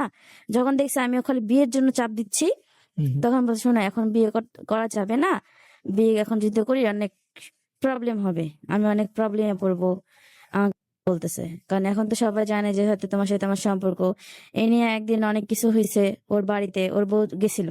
সবাই আমার আম্মু জানতো না, আম্মু একদম পরে বিশ্বাস করছে। একদিন আমাকে ফোন দিছে, ওর বউ রাগ হয়ে চলে গেছে বাড়িতে, বাড়িতে পাঠাইতেছে। ও আসছিল বাড়িতে, ও আমাকে যখন যেটা বলতো তখন আমি সেটা রান্না করে দিতাম। হুম। এমনকি আমি আমার বাসায় রান্না করে ওর বাসায় পৌঁছায় দিতাম আমার ভাইকে দিয়া। আবার আমার বাসায় এসে খেয়ে যেত, এরকম খেয়ে যেত। তারপর ও আমাকে বলতেছে যে আজকে বাড়িতে যাবো। আমি কই কেন? কয় হ্যাঁ দরকার আছে। কি রান্না করছে? আমি কই রান্না করছি। পরে কয় তাহলে একটু, পরে আমি ওর জন্য রান্না করলাম, রান্না করে পরে ও খাইলো। খাওয়া দাওয়া করার পর আমাকে বলতেছে তাহলে আমি এখন আসি, কি হয় না হয় আমি তোমাকে জানাবো। হুম। মানে ওকে বাড়িতে ডাকছে, সবকিছু জিজ্ঞাসাবাদ করবে যে আসলে কি সত্যি কিনা মিথ্যা। আমাকেও ফোন দিয়ে আমাকে বলছে যদি তোমাকে ফোন দেয় তুমি কি বলবা? তুমি বলবা যা সত্যি তাই বলবা, আমাকে এভাবে বলছে। আচ্ছা। তা আমি পরে ও বাড়িতে গেল। আমার বাসা ভাত খেয়ে গেছে কিন্তু। হুম, হুম। ওর বাড়িতে গেল। বাড়িতে যাওয়ার পর বিকেলে গেছে। তার পরের দিন সকালে আমাকে ফোন দিছে। ওর বাসা থেকে, ওর নাম্বার থেকে একটা ফোন আসে, ওর বউ ফোন দিছে। হুম। ফোন দিয়ে আমাকে জিজ্ঞাসা করতেছে যে ওর সাথে আমার সম্পর্ক অনেক দিন থেকে, কেন আমি মিথ্যে কথা বলছি, এগুলো জিজ্ঞেস করে, মানে শিক্ষা আমার কাছ থেকে নিতেছে। পরে আমি বলছি সত্যি কথা যা বলছে। ওর বউ আমাকে এক কথা মানে মামুন আমাকে এক কথা বলে, ওর বউকে আর এক কথা বলে। ওর ফ্যামিলি সবাই ছিল ওখানে। ঠিক আছে, ওর যে মামুনের যে বাবা, পরে মামুনের বাবা আমার সাথে কথা বললো যে তোমাকে, তুমি তো অনেক ছোট, মানে ও ছেলের দোষ দিতেছে, যদি আমার ছেলে কখনো তোমার কাছে যায় ওরে জুতা দিয়ে মারবা। হুম হুম হুম ওর বাবা বলছে জুতা দিয়ে মারবা, যে ও কেন বউ বাচ্চা রেখে তোমার কাছে গেছে, হুম হুম আর তুমি কেন জায়গা দিছো আরে। এটা বলছে, এটা প্রশ্ন করাটাই স্বাভাবিক, যেহেতু সবকিছু জানি। তারপর এরকম করতো, আমার পরে অনেক কান্না আসতেছিল যে সবাই জানাজানি হয়ে গেছে। মামুনও বলতেছে ওদের সামনে যে হ্যাঁ আমাকেও ভালোবাসে, আমাকেও ভালোবাসে। ওদের সামনে বলছিল কিন্তু যে আমাকেও ভালোবাসে। তারপর তারপরে ও ওর বউ সহ আসলো। পরে আম্মু সেই দিন শুনছে, আমার চোখ মুখ লাল দেখছে, আমি কাঁদছি। সেদিন শুনছে যে আমার সাথে সম্পর্ক রাখবে না, হ্যান ত্যান, মানে বলছে ওরা সবাই আমার নিষেধ করছে, আমাকে এইভাবে বলছে। তারপর ও বউ সহ আসতেছে বাড়িতে, বাসের ভিতরে। আমি ফোন দিছি, ফোন দেওয়াতে পরে আমি কথা বলতেছি, ওর বউর সাথে কথা বলতে। ওর বউ আমাকে জিজ্ঞাসা করতে, তাহলে সেই দিন তুমি কেন অস্বীকার করছো যে তোমার স্যারের সাথে তোমার কোনো সম্পর্ক নেই? আমি কিন্তু সবসময় মামুনের জন্য ওর বউর সাথে অস্বীকার করতাম, মিথ্যা কথা বলতাম যে সম্পর্ক নেই, ওকে। এসব বলতো। তারপর তারপর তারপর আমার আম্মু ফোন দিল, বাসির কথা হইলো, আমার সাথে কথাবার্তা হইলো। ও মানে ওর বউর সামনে আমাকে মানে চিনেই না, এমন ভাবে কথা বলে, এমন ভাবে কথা বলে যে আমাকে চিনে না। পরে আমার তো রাগ উঠে গেছে, আমি অনেক বকা বকা দিছি।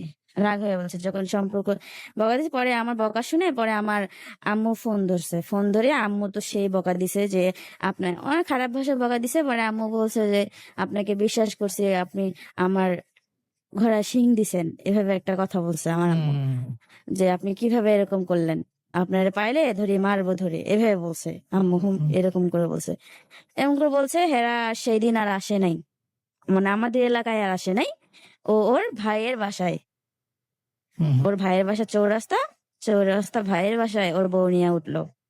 ওঠার পরে পরের দিন বলতে আমার বাসায় কিন্তু খুব অশান্তি চলতেছে এই নিয়ে, খুবই অশান্তি চলতেছে, যেটা বলার বাহিরে, হুম হুম হুম বলার বাহিরে। যে আমি ওর সাথে সম্পর্ক করি, এত কিছু হয়ে গেছে।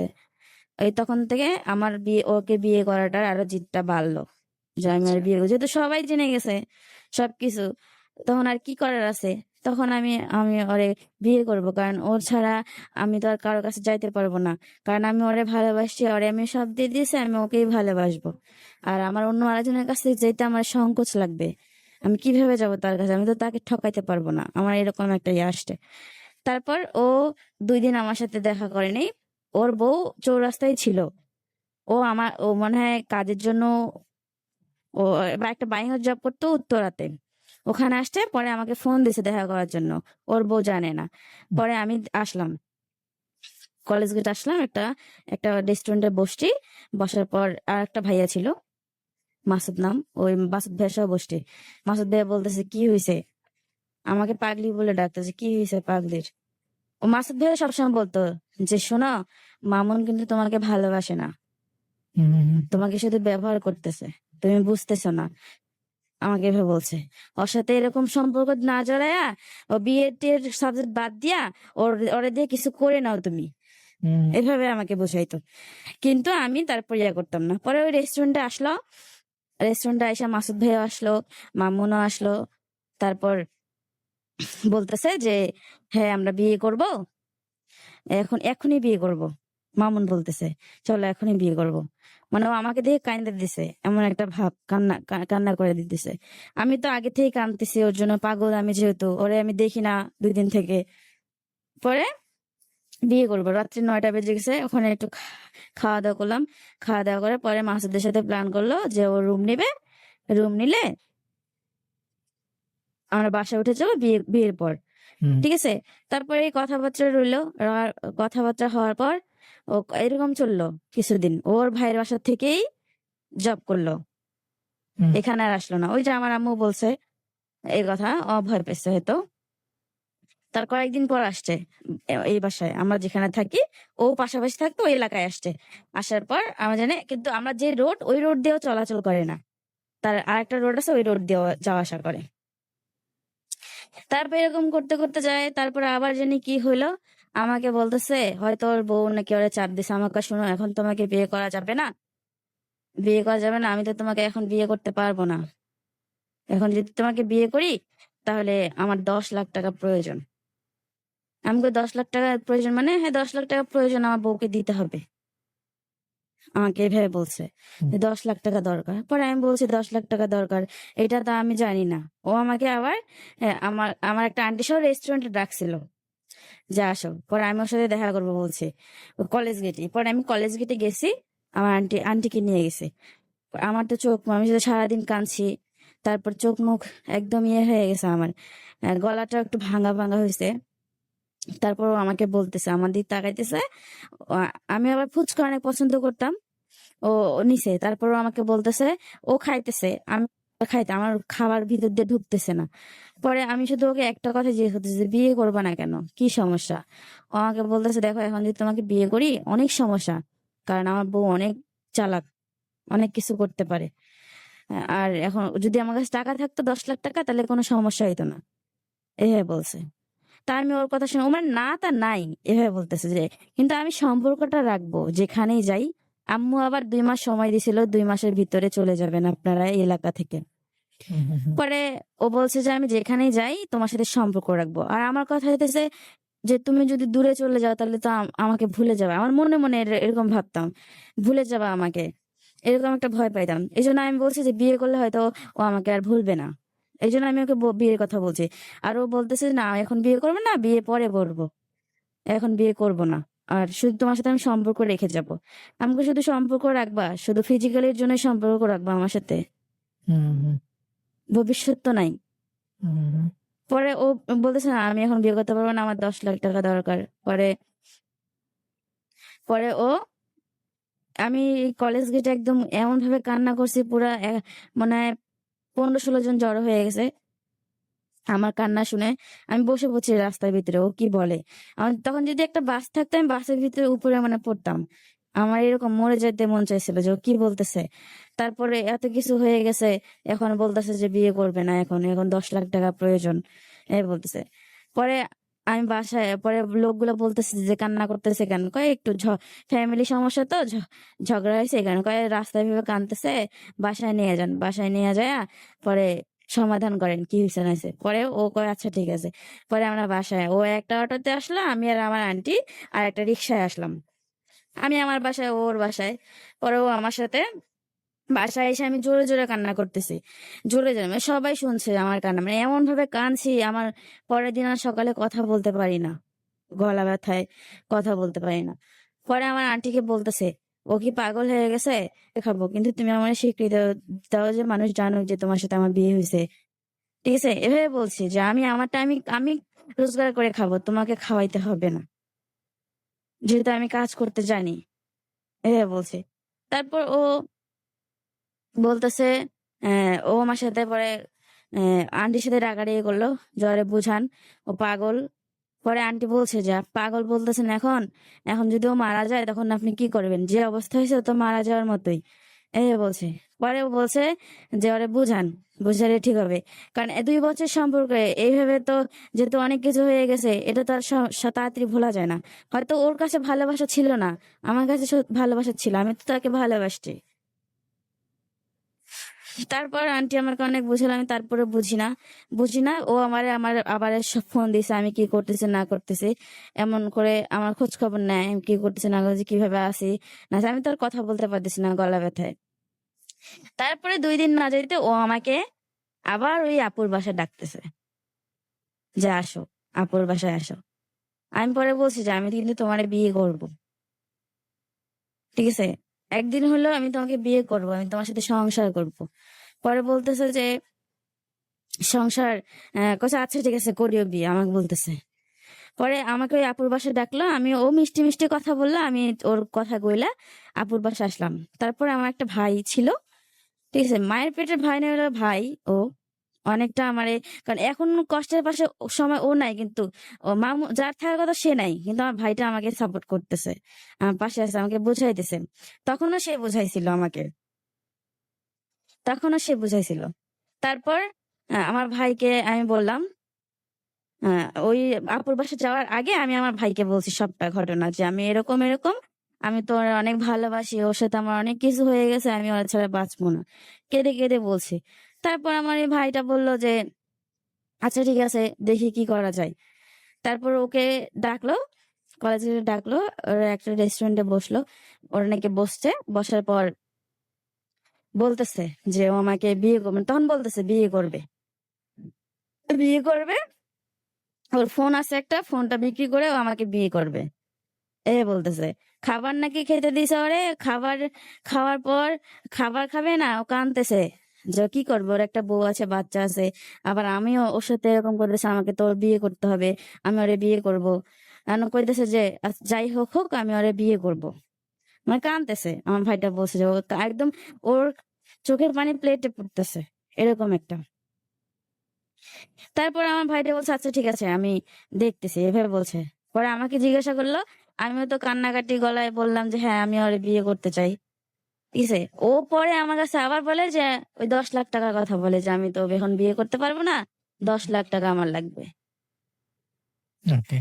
10 লাখ টাকা লাগবে। আমি পরে আর কিছু বলি নাই, কারণ আমার তো অনেক কষ্ট, আমি তখন অনেক কষ্টে ছিলাম, কারণ আমি ওরে এত বিশ্বাস করলাম, ও যখন যেটা বললো তখন সেটা করলাম। হুম। আর এখন আজকে ও আমাকে বলতেছে যে 10 লাখ টাকার জন্য ও আমাকে বিয়ে করতে পারবে না, কারণ আমি তো অনেক গরিব, যদি ও আমাকে বলে কি আর আমি তোরে 10 লাখ টাকা দিতে পারবো না, বলেই কি।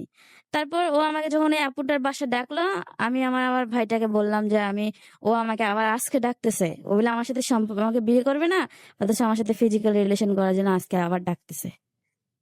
আমি ওর ভাইটাকে বলছি, পরে আমার ভাইটা বলতেছে আচ্ছা ঠিক আছে তুই যা, দেখ আমি পরে একটা ব্যবস্থা করতেছি। পরে ওর যে ফ্রেন্ড ছিল আমার ভাইয়ের, ওই দুইটা ফ্রেন্ডকে নিয়ে ও কলেজ গেছিল।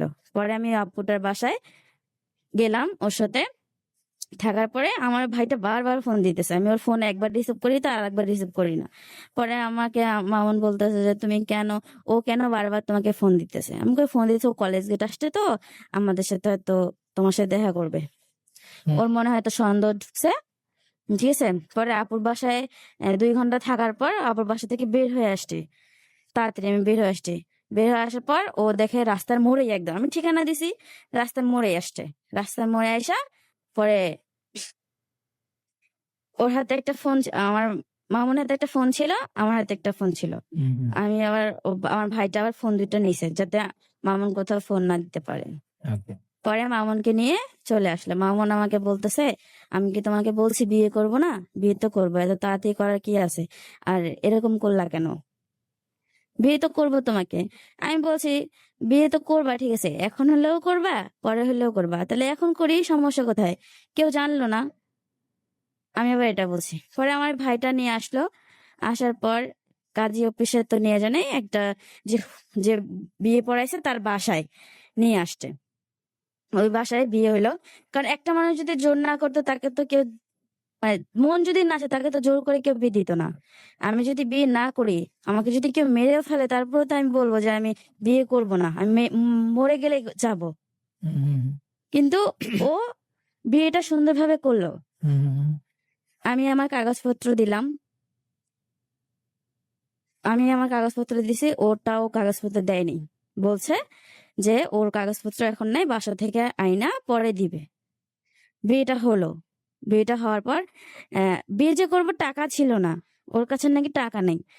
আমার আম্মু আমাকে কষ্ট করে একটা স্বর্ণের চেন বানাই দিছিল, আমার আমার পড়লে হয়তো আমার ভালো লাগবে এই কারণে, সবার গলায় আছে আমার গলা খালি, এই কারণে আম্মু আমাকে কষ্ট করে একটা স্বর্ণের চেন বানায় দেয়। আমি ওর এতটাই ওর প্রেমে অন্ধ হয়ে গেছিলাম যে আমি তখন ভাবি নাই যে আমার মায়ের তো একটা কষ্টে রোজগার করার টাকা দিয়ে চেনটা বানানো, আমি ওর জন্য এই চেনটা পর্যন্ত বিক্রি করে দিই, বিক্রি না বন্ধক রাখছিলাম 10,000 টাকায়, কিন্তু পরে আর ওই চেনটা উঠাইতে পারিনি। আচ্ছা। তারপর বিয়ে যখন করি, বল। তারপর? তারপর এই বিয়ে হয়, বিয়ে করার পর ওর ফোনটা ওরে দেওয়া হয় না, আমার চেনটা বিক্রি করেই বিয়ে হয়, চেনটা বিক্রি করে বিয়ে হয়। পরে ও আমাকে বলে যে বিয়েটা যেহেতু হয়েছে কাউকে বলার দরকার নাই, কাউকে বলো না, তুমি তোমার মতো থাকো আমি আমার মতো থাকি, তুমি তো চাইছিলে যে আমি তোমাকে বিয়ে করি, যেহেতু বিয়েটা হয়েছে তাহলে কাউকে কিছু বলার দরকার নেই, যেমনি আছে আমনে থাক। আমি কইছি আচ্ছা ঠিক আছে, তাহলে আমি তো যেহেতু চাকরি করি না, তাহলে আমি বাড়িতে যাই, আমার গ্রামের বাড়িতে হুম কয়দিন যা থাইকে আসি, তুমি এদিকে ইয়া করো। তারপর ও কি করলো, আচ্ছা ঠিক আছে যাও। আর ওর কাছে কাগজপত্র চাইলো, ও ইয়া করলো না, বলছে যে দিবে,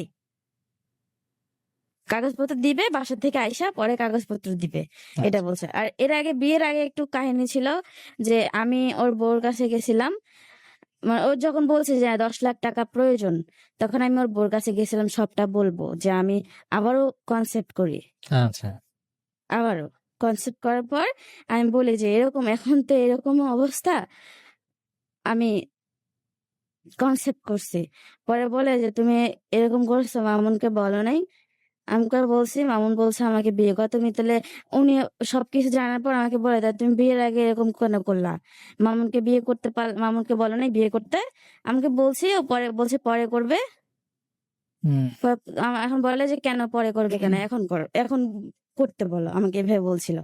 আমি মামুনকে সব কথা, মামুনের বউকে সব কথা বলছি, সেই দিন বলছি। তারপরে মামুন এই গন্ডগোলটা করছে, মানে এই 10 লাখ টাকার কাহিনী করছে। আচ্ছা। মামুনের বউকে বলছিলাম যে এই কারণে মামুনের বউ হয়তো মামুনকে কিছু বলছে, হয় তারপর যে আমি কনসেপ্ট করছি যদি কিছু হয়, কিছু যদি করি। পরে মামুন এটা হয়তো চাল খাটাইছে যে 10 লাখ টাকা প্রয়োজন আমার। আমি জানি না কোনটা সত্যি ছিল আর কোনটা মিথ্যা ছিল। তারপর যখন বিয়েটা হয়, বিয়েটা করার পর ও আমাকে বলে তুমি বাড়িতে, তুমি তাহলে গ্রামে যাও, কয়দিন থেকে আসো, আমি এদিকে সবকিছু ঠিকঠাক করি। আমি ওর কথা বিশ্বাস করলাম, আমি বাড়ি গেলাম। পরে বাসে আমি যখন বাসে, তখন আমাকে ফোন দিয়ে বলে যে আজকে তো আমাদের বিয়ে হয়েছে, আমি তোমাকে বাসায় যাইতে দিলাম কেন? আমি কই কেন, আমি তো ইচ্ছা করলে বাসায় তোমাকে রাখতে পারতাম, হুম যেহেতু আমার বউ বাসায় নেই। হুম আমাকে বলে যেহেতু আমার বউ বাসায় নেই, আমি তো তোমাকে বাসায় রাখতে পারতাম, রাখি, আমি রাখলাম না। আমি কই, কেন? আমি কই, এমনি রাখি নাই, তুমি যাও, বাড়িতে যাইতে চাইছো যাও, এই কথা বলছে। এরপরে পরের দিন ও কি করলো, আমাকে দুপুরের দিক, বিকেলের দিক ফোন দিছে। ফোন দিয়ে বলে যে ওর 500 টাকা লাগবে। আমি কই, আচ্ছা ঠিক আছে, আমি টাকা পাঠাই দিব এখন। সন্ধ্যাবেলা আমি ওকে ফোন দেই, ও আর ফোন ধরে না। এই যে ফোন দিতেছে, ফোন বন্ধ করে রাখছে, রাখছে তো রাখছেই, রাখছে তো রাখছেই। সেই দিন রাত্রেই আমার আম্মুর কাছে হয়তো ফোন দিছে ওর বউ বা কেউ, আমার আম্মুকে বলছে যে আমি প্রেগনেন্ট। আমার আম্মু তো, আম্মুর মানে মাথায় আকাশ ভেঙে পড়ছে। পরে আম্মু সাথে সাথে আমাকে ফোন দিছে, আমাকে বলতেছে যে কি সমস্যা, এইগুলো যেগুলো বলতে, হ্যাঁ, কান্দে কান্দে বলতেছে যে বিয়ে হয়েছে, প্রেগনেন্ট, হ্যান ত্যান, এগুলো বলতেছে। পরে আমি আম্মুর কাছে প্রথমে অস্বীকার গেছি। পরে যখন বলছে আমি নাকি ওরে ব্ল্যাকমেল করে বিয়ে করছি, বাসা থেকে উঠাই নিয়ে যায়, আচ্ছা। এটা বলছে যে আমি ওরে ব্ল্যাকমেল করে, অথচ ও যে আমার আমার সাথে এত কিছু করলো, তার কিছু হয় না, কিন্তু আমি নাকি ওরে ব্ল্যাকমেল করে বাসা থেকে উঠাই নিয়ে যে বিয়ে করছি। আম্মু বলতেছে তুই নাকি ওরে জোর করে বিয়ে করছিস। হুম আমি কই, না আমি বিয়ে করিনি, আমি ওরে জোর করিনি। তখন আমি আম্মুর সাথে কাইন্দে দিছি। আমি পরে আমি আম্মুর কাছে সবটা স্বীকার করছি, কারণ তখন স্বীকার করলে আর কি করার, তখন তো আর কিছু করার নাই, হুম। কারণ যেহেতু সবটা শেষ হয়ে গেছে। পরে আমার আম্মু আমার নানির সাথে কথা বলে আমার আবার একটা মেডিসিন দিয়ে আমার বাচ্চাটা নষ্ট করে। আবার বাচ্চা নষ্ট করলো? এই নিয়ে দুইবার বাচ্চা নষ্ট করলেন? হ্যাঁ, আচ্ছা, এটা কবে?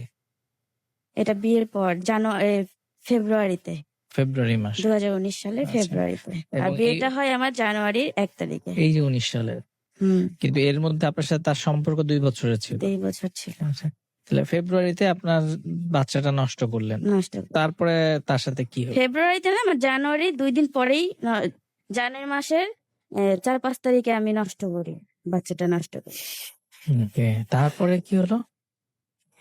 তারপরে ওরে তো আমি এত ফোন দিতেছি, ফোন দিতেছি। পরে আম্মু এটা শোনার পর যে ও যে আমার সাথে এত কিছু করছে, আমি সবটা তো আম্মুর কাছে বলছি। বলার পর আম্মু আম্মু জানার পর আম্মু কি করছে, ওর বাসায় গেছে। হ্যাঁ আমার একটা ভাস্তাক নিয়ে বাসায় গেছে, বাসায় যায় দেখে ওর বাসা পুরো ফাঁকা, হ্যাঁ। কিচ্ছু নাই। ওকে। মানে ও সবকিছু নিয়ে চলে গেছে না বইলা, মানে আচ্ছা। বাড়ি এলে সবকিছু দিছে তাকে, কিন্তু কেউ জানে না যে ও চলে গেছে, মনে করতে পলায় গেছে, এরকম একটা ভাব। হ্যাঁ। তারপর বিয়ের 1 মাস ওর সাথে আমার কোনো যোগাযোগ নেই। হ্যাঁ ওর সাথে যোগাযোগ, ও যখন ফোন ধরে না তখন আমি ওর বউকে ফোন দেই, ওর বউকে জ্বালাই। ওর বউ আমার সাথে বাজে ব্যবহার করে, আমাকে বলে যে তুই আমার স্বামীকে তো আমার স্বামী কোনো অন্যায় করে নাই, আচ্ছা তুই আমার স্বামীকে জোর করে বিয়ে করছিস বিয়ে করছিস, ব্ল্যাকমেল করছিস, বাসা থেকে উঠায় নিয়ে গেছিস। আমি যে এত কিছু বলতেছি, হ্যাঁ বিশ্বাস করতেছে না। কারণ মামুন এমন একটা মানুষ, মানসিক মিষ্টির কথা বলেই এমন এমন কথা দুর্বল করে ফেলে। বুঝছি। মানে এই হচ্ছে আপনার জীবনের আপনার যে মামুন, সে অবশেষে আপনাকে বিয়েও করলো এবং তারপরে হচ্ছে চলেও গেল আপনার জীবন থেকে। পরবর্তী থেকে আপনাকে ডিভোর্স দিছে? হ্যাঁ, তারপর হচ্ছে শুনেন আমি বলি। আর এরপর থেকে তো আসল কাহিনী শুরু হয়েছে। ওর মুখোশটা আমার সামনে খুলছে যে আসলে ও আমার কাছ থেকে কি চাইছে, কি চাইছিল, আসলে আমাকে ও আদৌ ভালোবাসছে কিনা আমি বুঝতে পারছি। যখন হইলো তারপরে ওর বউ হচ্ছে গাজীপুরের মেয়ে, আমার যে বিয়ে দিছে তার উপরে অনেক নাকি মানে অনেক নেতা ফেতা আছে না, ওদেরকে দিয়ে অনেক জ্বালাইছে, জ্বালাতন করছে আমার এই ভাইটাকে যে বিয়ে দিছে। জ্বালাতন করছে, জ্বালাতন করার পর আমাকে আমার ভাইটা বলতেছে, দেখ যেহেতু ও আমি ওরে ফোন দেই, ও ফোন ধরে না আমার। আমি ওরে অনেক এসএমএস করছি, যেগুলো মানে আমি জীবনে কখনো ওরে এত এসএমএস করিনি। আচ্ছা, মানে আপনার সাথে যোগাযোগ বন্ধ করে দিল? যোগাযোগ একদম টোটালি বন্ধ করে তারপরে দিছে। কি হলো একটু ঝটপট বলেন। তারপর আমার যে ভাই ওর উপর অনেক অত্যাচার করে, যে ওর ভয় দেখায়। তারপর আমার ভাইটা আমার সাথে সবকিছু বলতো যে দেখ এরকম যে তোর সাথে সংসার করতেছে না, তাহলে তুই কিছু একটা কর। পরে আমি ওর সংসার বাঁচার জন্য আমার ভাইটার, যাতে ওর যেহেতু একটা বাচ্চা আছে, ওর একটা ছোট বাচ্চা আছে, আমার জন্য তো চাই না যে ওর কোনো ক্ষতি হোক। যেহেতু আমার বিয়েটাই ঠিকভাবে হয় নাই, ও কাগজপত্র দেয় নাই, বিয়ের কাগজপত্র দেয় নাই, এরা হয়তো ইসলামিক শরীয়তে হইলেও সরকারি ভাবে হয় নাই। আচ্ছা এভাবে কারণ ও অনেক আমি বুঝতে পারিনি কখনো। তারপর আমার ভাইটা বললো কি যে তুই কর, ডিভোর্স দে। পরে আমি ওর কথা চিন্তা ভাবনা করে আমি করলাম 2 দিন ভাবি। 2 দিন ভাবার পর আমি এই সিদ্ধান্ত নিলাম ডিভোর্স দিব। ডিভোর্স দেওয়ার পর আমি ও আমাকে নিয়ে গেল কাজে বসে, যে এখানে বিয়ে করেছে ওখানে নিল না, আরেক জায়গায় নিল। নিয়ে আমি ডিভোর্স দিলাম, নোটিশ দিলাম। দেওয়ার পর এখন ও শুনছে, আমাকে কয় কি সুন্দর আগে আমার সাথে ভালো ভালো করছে, যেদিন ডিভোর্স দিছি তারপর থেকে আমার সাথে কথা বলা শুরু করে দিছে। আচ্ছা কথা বলা শুরু করে দিছে, বলতেছে তোমার সাথে তো আমার ডিভোর্স হয় নাই, স্ত্রী পক্ষ কখনো ডিভোর্স হয় না। আচ্ছা তোমার কে বলছে যে মৌলানা আছে, বড় বড় হুজুর আছে, তাদেরকে জিজ্ঞাসা করে দেখিও। আচ্ছা আচ্ছা বলে আমি ওর কথা আর কোনো শুনতেছি, আমার অনেক কান্না পাইতেছে। এত কষ্ট করে আমি ওরে বিয়ে করলাম, এত ভালোবাসলাম, আর ও আমার সাথে এরকম চিটটা করলো। 1 মাস কোনো খোঁজ খবরই নেই। পরে যখন আমি ওর ছাড়া দিছি তখন ও আমার খোঁজ খবর নেওয়া শুরু যখন করলো। শুনছে যে মানে মাহমুদ আরে ডিভোর্স দিছে, তখনও এরকম করলো। তারপর আমার মা সেই দিন যেদিন আমি ডিভোর্স দিয়ে আসছি, আমার মা জানে না, কেউ জানতো না। আমার মা কয় বিয়ে করছে, তাহলে এখন আমি এখানে থাকি কেন? আমার প্রতি একটা অন্যরকম মানে কেউ দেখতে পারতো না। বাসা থেকে আমাকে বের করে দেয়, আমার আম্মু বের করে দেয়। আমি কোথায় যাব? আমার তো কেউ নাই, আমি তখন অসহায় পড়ছি। পরে আমার যে ভাইটা যে বিয়ে দিছে, ওরকে আমি ফোন দিলাম সবার আগে। ফোন দিয়ে পরে বললাম যে দেখ এরকম এরকম বাসা থেকে বের করে দিছে। ওর যে মামাতো বোন আছে একটা, ওর বাসাও আমাকে নিয়ে গেল কাশিমপুর, ওখানে রাখলো। রাখার পর ও আমাকে বলতেছে রাখলো, আমার সবকিছু যাবতীয় মানে থাকা খাওয়া খরচ সবকিছু দিয়ে দিছে। দেওয়ার পর এখন মামুন আমার সাথে কথাবার্তা বলতেছে, আমাকে বারবার বোঝাইতে চেষ্টা করতেছে যে তোমার সাথে আমার ডিভোর্স হয় নাই, স্ত্রীর পক্ষ ডিভোর্স হয় না, যাতে ও আবার আমার সাথে ফিজিক্যালি করতে পারে, লুকায়া হইলেও। এভাবে বলছে। আমি তখন থেকে বুঝতে পারছি যে আসলে আমাকে ভালোবাসে নাই। এটা বুঝতে অনেক দেরি হয়ে গেল মনে হয়। হ্যাঁ, অনেক দেরি হয়েছে, মানে অনেক দেরি হয়েছে। যখন সবকিছু শেষ হয়ে গেছে আমার, তখন কোন জায়গাটা আপনি সবচেয়ে বড় ভুল করছেন? আমি মনে করি আমি মামুনের সাথে সম্পর্ক করে আমি আমার জীবনে সব থেকে বড় ভুল করেছি। আপনি কি আরেকটি মেয়ের সংসার ভাঙছেন এটা বোঝেন? সংসার ভাঙছে দিকে তো আজকে আমার এই অবস্থা। যদি সংসার না ভাঙতাম তাহলে তো আজকে এরকম হতো না। আজকে এই ভুলটার জন্য আজকে আমার পাশে কেউ নাই, কেউ নেই আমার পাশে। সবাই আমাকে দূরছাই করে, মানে আমি মানে মানুষ হিসেবে আমি কারোর কাছে কোনো পরিচয়ই নাই আমার। কি বলবেন আজকে যারা শুনতেছে? আপনার তো অনেক ছোট বোন, ছোট ভাই, অনেক বন্ধু যারা এখনো হয়তো এই ভুলটা করছে, নিজেরাও টের পাচ্ছে না। হয়তো আপনি 2 বছর পরে টের পাইছেন। আপনি আপনার জীবন থেকে অভিজ্ঞতা নিয়ে তাদেরকে কি বলবেন? আমার একটা কথাই বলা, মানে যেটা আমি উচিত মনে করি, যে আমি যে ভুলটা করছি যেন এরকম ভুল কেউ না করে, তাহলে নিজের জীবনটাই শেষ হয়ে যাবে, জীবনে আর কিছু থাকবে না। সবার কাছে ছোট হইতে হবে, নিজেকে মানুষ বলে মনেই হবে না, এতটাই তুচ্ছ মনে হবে, যেটা যেরকম আমার মনে হইতেছে যে আমি এই কাজটা করে আমার কেউ নাই পাশে, না আছে বাবা, না আছে মা, মনে আমার সবকিছু কাইরা নিছে। আপনার এক্স হাজবেন্ড, এখন তো হাজবেন্ড বলা যাবে না, আপনার যার সাথে ডিভোর্স হয়ে গেছে, তো সে একটু আগে আমাদেরকে ফোনে বলছিল যে সে আসলে দুজনকে একসাথে রাখতে চায়। এই ব্যাপারে আপনার মতামত কি? না, আমি আর কখনো যাবো না ওর কাছে, আমি এটা ওকেও বলে দিছি, আর এখনো বলতেছি তাকে। আমি সবসময় বলি যে আর কখনো আমি তার কাছে যাব না। সে যদি আমাকে চাও, সে কিন্তু আমাকে এখনো বলে যে আমাকে অনেক ভালোবাসে সে, আচ্ছা, কিন্তু আমি তার কথা বিশ্বাস করি না, কারণ আমি যে ও সম্পর্কে যে সমস্ত কথা শুনছি আর ও আমার সাথে যেগুলো করে দিছে, ওকে বিশ্বাস করাটা আমার পক্ষে আর সম্ভব না। কারণ ও আমাকে অনেক ঠকাইছে, প্রতিনিয়ত আমাকে ঠকিয়ে আসছে। ওরে আমি পাগলের মতো, ও যে বলছে আমি ওরে পাগলের মতো ভালোবাসি, আসলে সত্যি পাগলের মতো ওরে ভালোবাসতে দেখা ও এটা সুযোগ নিছে, আর এখনো সুযোগ নিতেছে, সবসময় বলে বলে যে আমাকে ও ভালোবাসে, আমাকে ও চায়। ওর বউর সাথে ওর ভালো সম্পর্ক না, আমাকে বুঝাইতেছে, এখনো বুঝাইতেছে যে ওর বউর সাথে ওর ভালো সম্পর্ক না, আমাকে ও ভালোবাসে। আচ্ছা। কিন্তু আমি তোর ওইগুলো কথা বিশ্বাস করি না। আমি ভুল করছি, আমি সেই ভুলের প্রায়শ্চিত্ত করতেছি। আশা করব আপনি আপনার ভুলটা বুঝতে পেরেছেন এবং নিশ্চয়ই নিজেকে শুধরে নিবেন। এখনো জীবনের অনেকটা সময় পড়ে আছে। জীবনের ওইটুকু সময় নিজেকে ঘুরে দাঁড়াবেন এবং নিজের এই ভুল থেকে শিক্ষা নিয়ে পরবর্তী জীবনটাকে গড়বেন। এখনো জীবনে কিছুই শেষ হয়ে যায়নি, মাত্র শুরু হয়েছে। এখন এখান থেকে শিক্ষা নিয়ে যদি ঘুরে দাঁড়াতে পারেন এবং আপনি যদি আপনার নিজের শক্তিতে আবার দাঁড়াতে পারেন, তাহলে সেটাই হচ্ছে সত্যিকারের অর্থে ঘুরে দাঁড়ানো। And আমরা চাই যে আপনি আজকে যেই কথাগুলো এখানে স্বীকার করে গেলেন, এই যে এই সৎ সাহসটা আপনার ছিল, এর জন্য আমাদের জাগো এফএম এর প্রত্যেকের পক্ষ থেকে আপনাকে স্যালুট জানাই, কারণ এই সাহসটা সবার নাই। এবং এই যে মানুষগুলো যে আপনি যে তাদের সম্পর্কে এসে বলে গেছেন, এর জন্য আপনাকে ধন্যবাদ। কারণ আমাদের সমাজে শুধু একটা মামুন নয়, এরকম অনেকেই রয়েছেন যারা বিভিন্ন জায়গায়, কেউ গার্মেন্টসে জব করছে, কেউ ব্যাংকে জব করছে, কেউ বা আমাদের মতো মিডিয়াতে কাজ করছে, বিভিন্ন জায়গায় রয়েছেন, বিভিন্ন মানুষ রয়েছেন। হয়তো কেউ ভুল করতে করতে করতে করতে ভুলের এক একটা পাহাড় জমে ফেলেছেন, কিন্তু কখনো সেগুলো সামনে আসে নাই। বাট এই যে আপনি সামনে এনে দিয়েছেন, এর জন্য আপনাকে ধন্যবাদ, এই সাহসটা দেখানোর জন্য। ভালো থাকেন, ঘুরে দাঁড়ান, জীবনটাকে সুন্দর করে সাজিয়ে নিন, অতীতের ভুল থেকে শিক্ষা নিন, একই ভুলের যেন আর পুনরাবৃত্তি না ঘটে। ধন্যবাদ আপনাকে। কথা হলো বন্ধু মাহমুদার সাথে, এবং যারা এই মুহূর্তে ছিলেন এতক্ষণ যাবত আমার সাথে, তাদের সবাইকে বলবো যে আপনারা এতক্ষণ যাবত যে অনুষ্ঠানটা দেখছিলেন ফেসবুকে আমাদেরকে বা আমাদের এফএম রেডিওতে, জাগো এফএম 94.4-এ, তাদের সবাইকে বলতে চাই যে আজকের এই অনুষ্ঠান এখানেই আমি শেষ করব।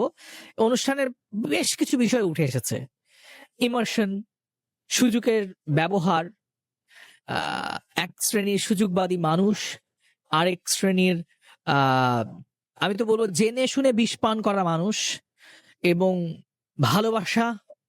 ভালোবাসার অভিনয়, ভালোবাসা পাওয়ার আকাঙ্ক্ষা, এবং ভালোবাসতে গিয়ে বোকা বনে যাওয়া, পুতুল হয়ে যাওয়া, এবং বারবার প্রতারিত হওয়ার পরও আরেকটু সুখের খোঁজে ভালোবাসার ইচ্ছে প্রকাশ করা। অনেক কিছু মিলিয়ে যারা পুরোটা গল্প শুনেছেন তারা নিশ্চয়ই রিয়েলাইজ করতে পেরেছেন কেন আজকে লাভ স্টোরিটা আমি এখানে এই মানুষটাকে নিয়ে আসছি। সো গল্পগুলো হয়তো এক একজনের ক্ষেত্রে এক এক রকম, কারো ক্ষেত্রে খুব স্মুথ, কারো ক্ষেত্রে আপস এন্ড ডাউন, কারো ক্ষেত্রে গল্পটা এর চাইতে তিক্ততার। সো আজকের গল্প থেকে যদি আপনার জীবনে 1% হলেও একটা রিয়েলাইজেশন হয়, দ্যাটস ইট। বাট নাক ছিটকাবেন না, অনেকে আছে নাক ছিটকায়, এগুলো কি রেডিওতে প্রচারের যোগ্য? বস, আপনি ঘটনা ঘটাচ্ছেন কিন্তু প্রচার করা যাবে না, এমন কথা কোথাও লেখা নাই। আপনার ঘটনাও কোনো একদিন প্রচার হয়ে যেতে পারে। আমি শুধু এইটুকু বলবো যে প্লিজ সাবধান হন, নিজের পরিবারকে সাবধান করেন। একটা সুন্দর সমাজ গড়ি। প্রেম ভালোবাসা চমৎকার একটা শব্দ। প্রেম ভালোবাসা নিয়ে এত চমৎকার কবিতা, উপন্যাস, নাটক, কে না চায় সুন্দর সুন্দর কথা বলতে। আমি তো চাই আমার লাভ স্টোরিতে এত সুন্দর সুন্দর ঘটনা আসুক, যে ঘটনাগুলো শুনলে খালি ভালোবাসতেই মন চাবে। কিন্তু ঘটনাক্রমে কি সত্য জানেন? আমার লাভ স্টোরিতে সবচেয়ে বেশি রেজিস্ট্রেশন যারা করে তাদের ম্যাক্সিমাম 98% মানুষের ঘটনাগুলো এতটা প্যাথেটিক যে আমি ওই গল্পগুলো প্রচার না করলে আমি নিজে ক্ষমা করতে পারবো না। আমার কাছে মনে হয় যে আমি এই সুন্দর একটা ছায়াছবির অনুষ্ঠানে ওই যে নায়ক আর নায়িকার দেখা হলো বাংলা ছায়াছবি বা হিন্দি মুভির মতো, তারপর একটা গান হয়ে গেল, সুন্দর একটা আইটেম সং হয়ে গেল, আসলে কি এটাই লাইফ? এটা তো লাইফ না। তাহলে এটা শোনায় আপনার লাভ কি? আমার জীবনটা তো আসলে এরকম স্ক্রিপ্টেড না। জীবন হচ্ছে এইটা, যেটা আজকে দেখলেন, যেটা আজকে শুনলেন। This is the reality. শুধু রেডিওতে অনুষ্ঠান শোনা বা ফেসবুকে এই অনুষ্ঠান দেখা বা ইউটিউব চ্যানেলে আমার চ্যানেল সাবস্ক্রাইব করা, এইটাই আসলে মূল উদ্দেশ্য না। আমার উদ্দেশ্য হচ্ছে আমি যদি মরেও যাই, যেন আমার একটা লিসনার মনে রাখে যে উদয় কোনো একদিন এরকম একটা শো করছিল, ওই শোতে এরকম একটা ঘটনা ও শোনাইছিল, এরকম কিছু প্রশ্ন ও ওই ভিকটিমকে করছিল, কিংবা যার দ্বারা সে ভিকটিমাইজড তাকে এই প্রশ্নগুলো করা হয়েছিল। তো এই কথাগুলো যেন আপনার